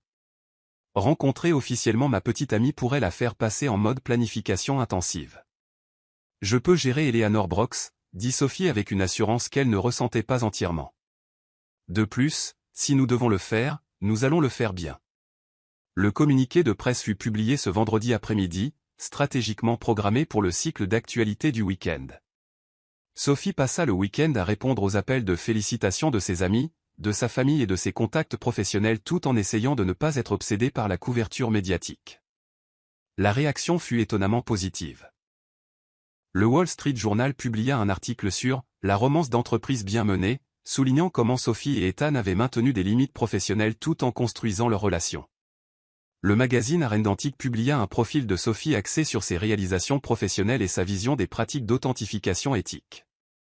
Même le Page 6, qui avait déclenché toute la frénésie médiatique, publia un article relativement respectueux sur le nouveau « Power Couple » de Manhattan. Le véritable test arriva le lundi matin, lorsque Sophie entra chez Brooks Enterprises pour la première fois en tant que petite amie officiellement reconnue d'Ethan Brooks. Elle s'attendait à des regards gênés, des conversations chuchotées et le malaise général qui accompagne la révélation de la vie privée. Au lieu de cela, elle trouva un bouquet de fleurs sur son bureau de la part de l'équipe d'authentification, la félicitant, elle et Ethan, d'avoir officialisé leur relation. Laura Winters passa avec un café et un sourire entendu, mentionnant qu'Ethan avait été insupportablement heureux tout le week-end. Même Hélène Ramsey envoya un bref email, bien géré. J'attends le gala avec impatience. Le dîner de famille Brox était prévu pour le dimanche suivant dans la maison de ville d'Eleanor Brox, dans l'Upper East Side. Sophie passa la semaine à se préparer comme si elle révisait pour ses examens, faisant des recherches sur l'histoire de la famille, passant en revue les événements actuels qui pourraient être abordés dans la conversation, et demandant conseil à Lily sur tout, de la tenue appropriée au sujet à éviter. Sois juste toi-même, lui dit Lily lors de leur café du jeudi. Maman va t'adorer parce qu'Ethan t'aime et parce que tu le rends heureux d'une manière que nous n'avions pas vue depuis des années. Et si elle pense que je ne suis pas assez bien pour lui, demanda Sophie, exprimant la peur qui la tenait éveillée la nuit. Lily rit. Sophie, tu as sauvé mon frère d'un désastre financier, construit un programme d'entreprise réussi en 3 mois et convaincu le conseil d'administration le plus sceptique de Manhattan d'approuver un budget d'1 million de dollars pour l'authentification d'œuvres d'art. Si tu n'es pas assez bien pour Ethan, alors personne ne l'est. Le dimanche soir, Sophie se retrouva devant la maison de ville de la famille Brox, vêtue d'une robe bleu marine que Lily l'avait aidé à choisir, et tenant une bouteille de vin dont Ethan lui avait assuré qu'elle était appropriée, mais, sans en faire trop. La maison de ville était tout ce à quoi elle s'attendait, élégante, historique et valant probablement plus que la base fiscale entière de la plupart des petites villes. Ethan ouvrit la porte lui-même, très élégant en pantalon sombre et pull en cachemire qui faisait ressortir ses yeux. « Prête ?» demanda-t-il en prenant son manteau au poing. « Aussi prête qu'on peut l'être pour rencontrer la famille de son petit ami milliardaire, » répondit Sophie, ce qui fit rire Ethan. Le salon était élégant mais confortable, avec des œuvres d'art dignes d'un musée sur les murs et des meubles qui parvenaient à être à la fois beaux et fonctionnels. Eleanor Brox se leva de son siège près de la cheminée à leur entrée, et Sophie fut surprise de voir que la mère d'Ethan était plus petite qu'elle n'était apparue à la vente aux enchères, menue et élégante, avec des cheveux argentés et le genre de style discret qui ne vient qu'avec des générations de bonne éducation. « Sophie, » dit chaleureusement Eleanor, lui tendant les mains pour serrer les siennes. « Je suis si heureuse de vous rencontrer comme il se doit. Ethan nous a tant parlé de votre travail, et je suis les progrès du programme d'authentification avec grand intérêt. » Sophie sentit une partie de sa tension se relâcher. « Merci, Madame Brox. Je suis ravie d'être ici. S'il vous plaît, appelez-moi Eleanor. Nous sommes de la même famille maintenant. » La soirée fut étonnamment détendue. Eleanor se révéla être une interlocutrice passionnante avec des opinions bien arrêtées sur l'art, la politique et l'importance de la préservation culturelle. L'oncle d'Ethan, William, était là avec sa femme, Sarah, et ils passèrent une bonne partie du dîner à discuter des applications commerciales du programme de bourse d'authentification de Sophie. Lily avait clairement briefé tout le monde sur les sujets appropriés, car personne ne mentionna le désastre de la vente aux enchères ni la couverture médiatique de leur relation. Au lieu de cela, la conversation se concentra sur le parcours de Sophie, ses réalisations professionnelles et ses réflexions sur l'avenir de l'authentification d'œuvres d'art. « Sophie, » dit Eleanor pendant le dessert, « Ethan me dit que vous avez peint cette reproduction de la nuit étoilée de Van Gogh qui est dans votre appartement. Peignez-vous toujours ? » Pas autant que je le voudrais, admit Sophie. Le travail d'authentification ne laisse pas beaucoup de temps pour les activités créatives. Vous devriez prendre le temps, dit fermement Eleanor. Les artistes qui ne font qu'analyser l'art sans en créer perdent quelque chose d'essentiel. Ethan, vous devriez aménager un atelier pour Sophie dans le Penthouse. Sophie faillit s'étouffer avec son vin. Oh, je ne pourrais pas, bien sûr que si, dit Ethan, ses yeux s'illuminant d'enthousiasme. Il y a plein de place, et la lumière dans l'aile serait parfaite pour peindre. Ethan, nous n'avons même pas discuté du fait que je passe plus de temps chez toi, dit Sophie, consciente que toute la table écoutait leur conversation. Eh bien, dit Eleanor avec le genre de sourire qui suggérait qu'elle s'amusait énormément, c'est quelque chose dont vous devriez absolument discuter. La vie est trop courte pour perdre du temps en logistique quand on a trouvé la bonne personne. Après le dîner, Ethan raccompagna Sophie chez elle, même si cela représentait un détour considérable depuis son Penthouse. La soirée de décembre était vive et claire, avec des lumières de Noël qui commençaient à apparaître dans les vitrines des magasins et le genre d'énergie qui n'accompagne que l'approche des fêtes. Ça s'est bien passé, dit Ethan alors qu'il traversait Washington Square Park. Ta famille est merveilleuse, dit honnêtement Sophie, même si je pense que ta mère est déjà en train de planifier notre mariage. Ethan s'arrêta de marcher et se tourna vers elle. Est-ce que ce serait si terrible? Le cœur de Sophie manqua un battement. Ethan, je ne fais pas ma demande, dit-il rapidement, bien que son sourire suggère qu'il n'était pas entièrement opposé à l'idée. Je dis juste que l'idée d'un avenir avec toi ne me fait pas peur. Au contraire, c'est le seul avenir que je veux. Sophie le regarda, debout sous la lueur des lampadaires du parc, des flocons de neige commençant à tomber autour d'eux comme dans un film romantique. Il y a 3 mois, il était un inconnu qui s'était ridiculisé lors d'une vente aux enchères. Maintenant, il était l'homme qu'elle aimait, la personne qui lui avait donné une carrière dont elle n'avait fait que rêver, et quelqu'un qui, d'une manière ou d'une autre, lui donnait l'impression d'être la meilleure version d'elle-même. Ethan Brooks, dit-elle en se rapprochant de lui. Essaies-tu de me faire chavirer à Washington Square Park? Est-ce que ça marche? Demanda-t-il en l'enlaçant. Ça marche, dit Sophie en se mettant sur la pointe des pieds pour l'embrasser. Mais je dois te prévenir que je ne suis pas facile à séduire.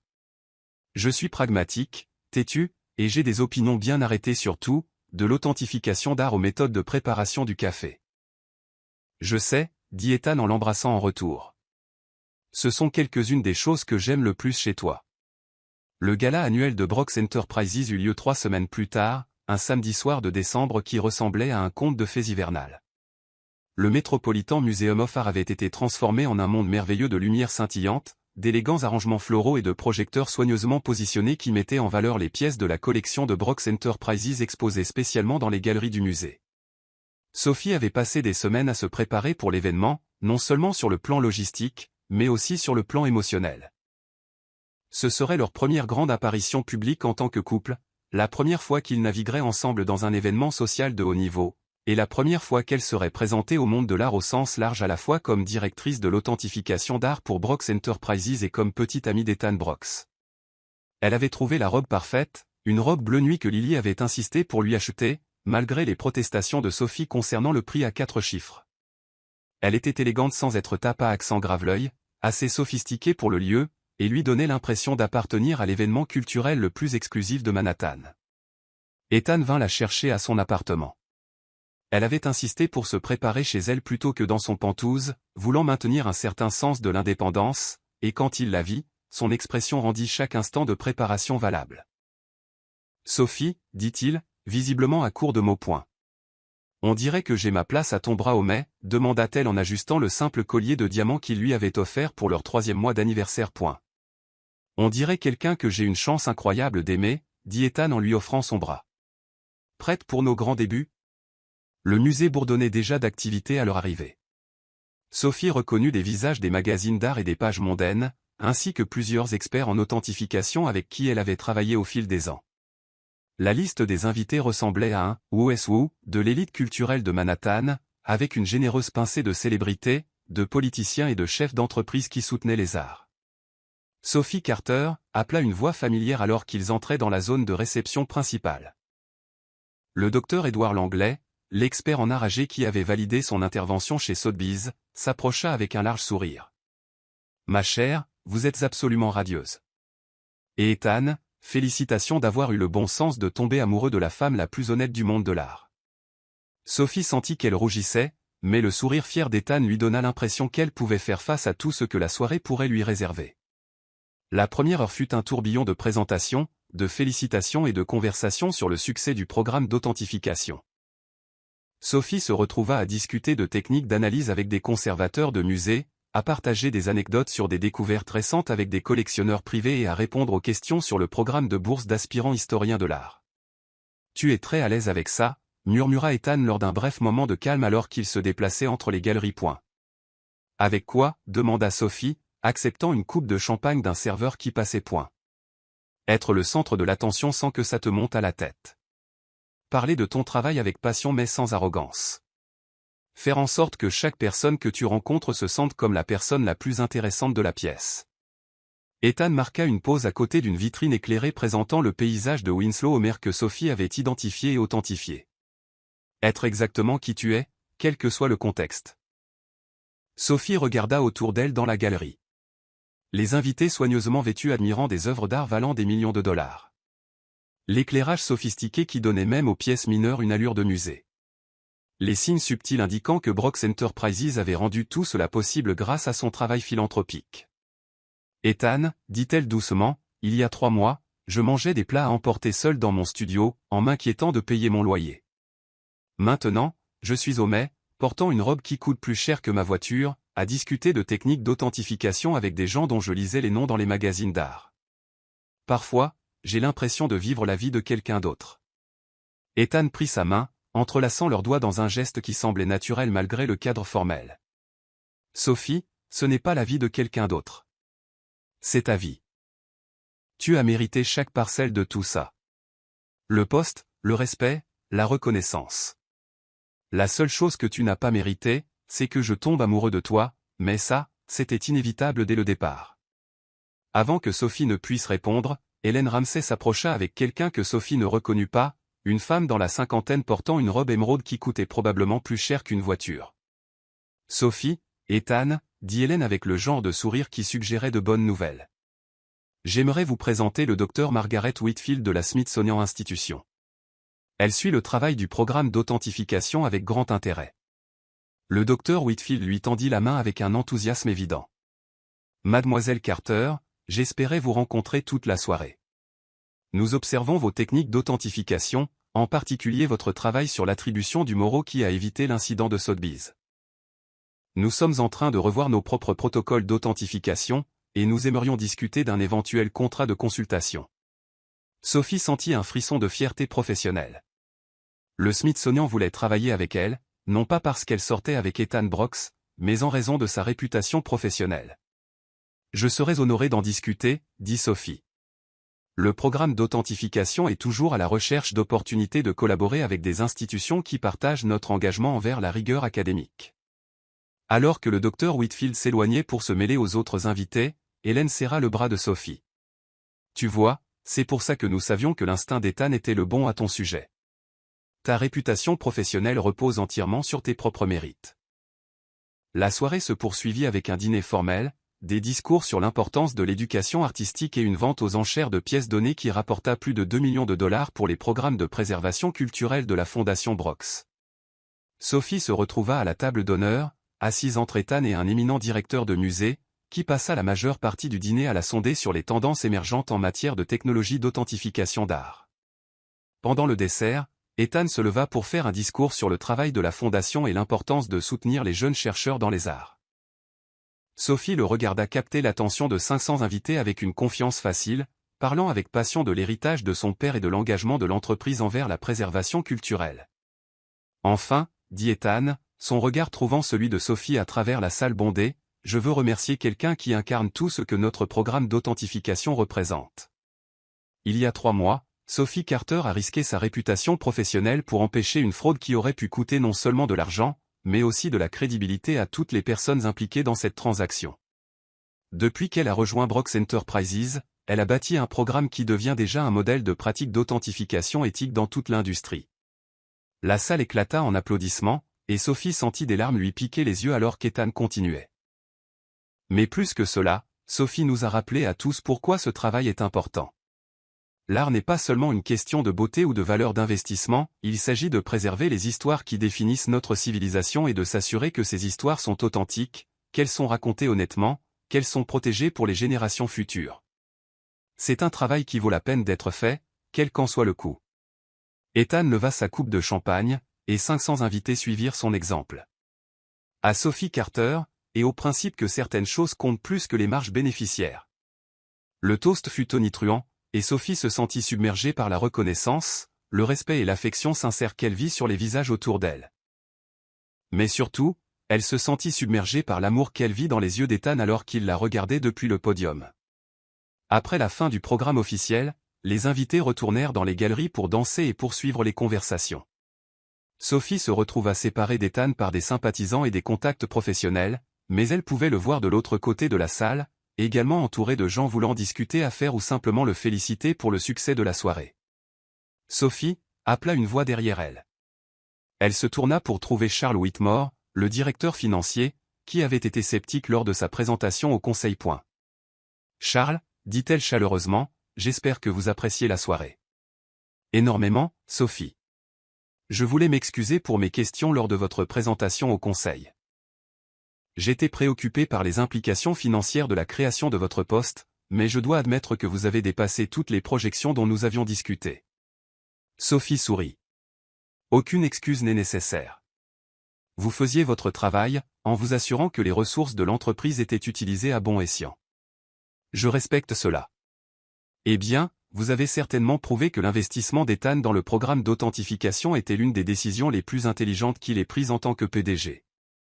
Charles marqua une pause, regardant autour de la galerie bondée.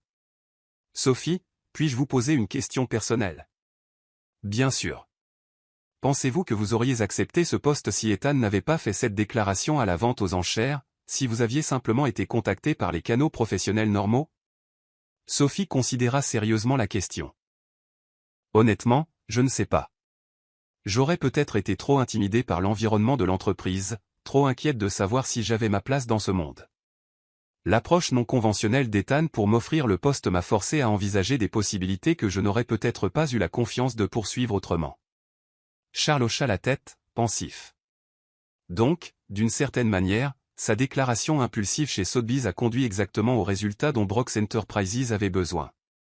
Je suppose que oui, dit Sophie en riant, bien que je ne recommanderais pas les déclarations d'amour public comme stratégie de recrutement standard. Non, dit Charles avec un sourire. Je pense que nous nous en tiendrons à des approches plus traditionnelles pour les futures embauches. Alors que la soirée touchait à sa fin, Sophie se retrouva debout avec Ethan dans le grand hall du musée, regardant les derniers invités dire au revoir et le personnel commencer le processus subtil de nettoyage. Le gala avait été un immense succès financièrement, socialement et personnellement. Alors, dit Ethan en desserrant son nœud papillon, qu'est-ce que ça fait de faire officiellement partie de l'establishment culturel de Manhattan? Sophie s'appuya contre son épaule, soudainement épuisée par des heures passées à être présente pour des centaines de personnes. C'est surréaliste. Il y a 6 mois, je n'étais personne de spécial. Ce soir, la directrice du Smithsonian m'a demandé de la conseiller sur leur protocole d'authentification. Sophie, dit sérieusement Ethan. Tu n'as jamais été personne de spécial. Tu as toujours été exactement celle que tu es ce soir. Brillante, passionnée, intègre et complètement irremplaçable. La seule chose qui a changé, c'est que plus de gens le savent maintenant. Sophie regarda le grand hall, avec ses plafonds vertigineux et son architecture classique, puis de nouveau Ethan, qui la regardait avec la même expression d'admiration qu'elle avait vue dans son minuscule appartement 3 mois auparavant. Ethan, je peux te dire quelque chose? N'importe quoi. Quand tu as déclaré ton amour pour moi à cette vente aux enchères, ma première pensée a été que tu étais complètement fou. Ma deuxième pensée a été que j'allais probablement tomber amoureuse de toi aussi, et ça me terrifiait plus que tout. Le sourire d'Ethan était doux et interrogateur. Et maintenant? Maintenant, je sais que tomber amoureuse de toi a été la meilleure chose que j'ai jamais faite. Pas à cause de tout ça, dit-elle en désignant le musée, englobant le gala, le succès, la reconnaissance, mais parce que tu me vois tel que je suis et que tu m'aimes quand même. Parce que tu me mets au défi d'être meilleur tout en m'acceptant exactement comme je suis. Parce que tu me fais croire que je mérite toutes les bonnes choses qui sont arrivées depuis cette folle nuit chez Sotheby's. Ethan la serra plus fort, et Sophie pouvait sentir son eau de Cologne mélangée à la légère odeur de champagne et à l'air du musée. Sophie Carter, je t'aime. J'aime ton intégrité, ta passion, ton insistance têtue à faire ce qui est juste même quand c'est difficile. J'aime que tu me donnes envie d'être digne de l'héritage de mon père. J'aime que tu aies bouleversé ma vie et que, d'une manière ou d'une autre, tu aies donné un sens à tout. Ils s'embrassèrent dans le grand hall du Metropolitan Museum of Art, entourés d'œuvres d'art inestimables et de la magie persistante d'une soirée qui avait cimenté à la fois leur partenariat professionnel et leur avenir personnel. 6 mois plus tard, Sophie se tenait dans la même salle de vente de Sotheby's où leur histoire avait commencé, cette fois en tant qu'enchérisseuse représentant Brooks Enterprises pour l'acquisition d'une importante collection pour la nouvelle aile contemporaine du musée. Ethan était assis à côté d'elle, officiellement en tant que PDG, mais en réalité pour un soutien moral alors que Sophie naviguait sa première grande vente aux enchères en tant que directrice de l'authentification d'art de Brooks Enterprises. La pièce sur laquelle ils enchérissaient, un authentique Rothko que Sophie avait passé des semaines à authentifier, approchait de sa valeur estimée quand Ethan se pencha et murmura « Quoi qu'il arrive, s'il te plaît, n'annonce pas ton amour pour quelqu'un d'autre dans cette salle. Sophie essaya de ne pas éclater de rire. Je ferai de mon mieux pour me contenir. Lorsque le marteau tomba sur leur offre réussie, Sophie ressentit la même vague d'accomplissement qu'elle avait éprouvée lors de la présentation au conseil, multipliée par la certitude qu'elle contribuait à quelque chose de plus grand qu'elle-même. En quittant la maison de vente, Ethan lui prit la main. Des regrets à propos de cette nuit, il y a 6 mois. Sophie pensa à son minuscule studio, à ses difficultés financières, à son incertitude quant à son avenir professionnel. Puis elle pensa à son bureau d'angle, à son laboratoire d'authentification, à son équipe de chercheurs, et à l'homme à côté d'elle qui avait vu son potentiel avant qu'elle ne le reconnaisse pleinement elle-même. Un seul, dit-elle. Ethan parut inquiet. Lequel? Sophie sourit. Je regrette de ne pas avoir vu ta tête quand tu as réalisé que tu venais de déclarer ton amour pour une parfaite inconnue devant 200 personnes. Ethan rit, le son résonnant sur les trottoirs de Manhattan alors qu'ils marchaient vers leur avenir ensemble. Un avenir bâti sur l'authenticité, l'intégrité et le genre d'amour qui valait bien n'importe quelle humiliation publique. Car parfois, Sophie l'avait appris, les moments les plus imparfaits créent les débuts les plus parfaits. Fin.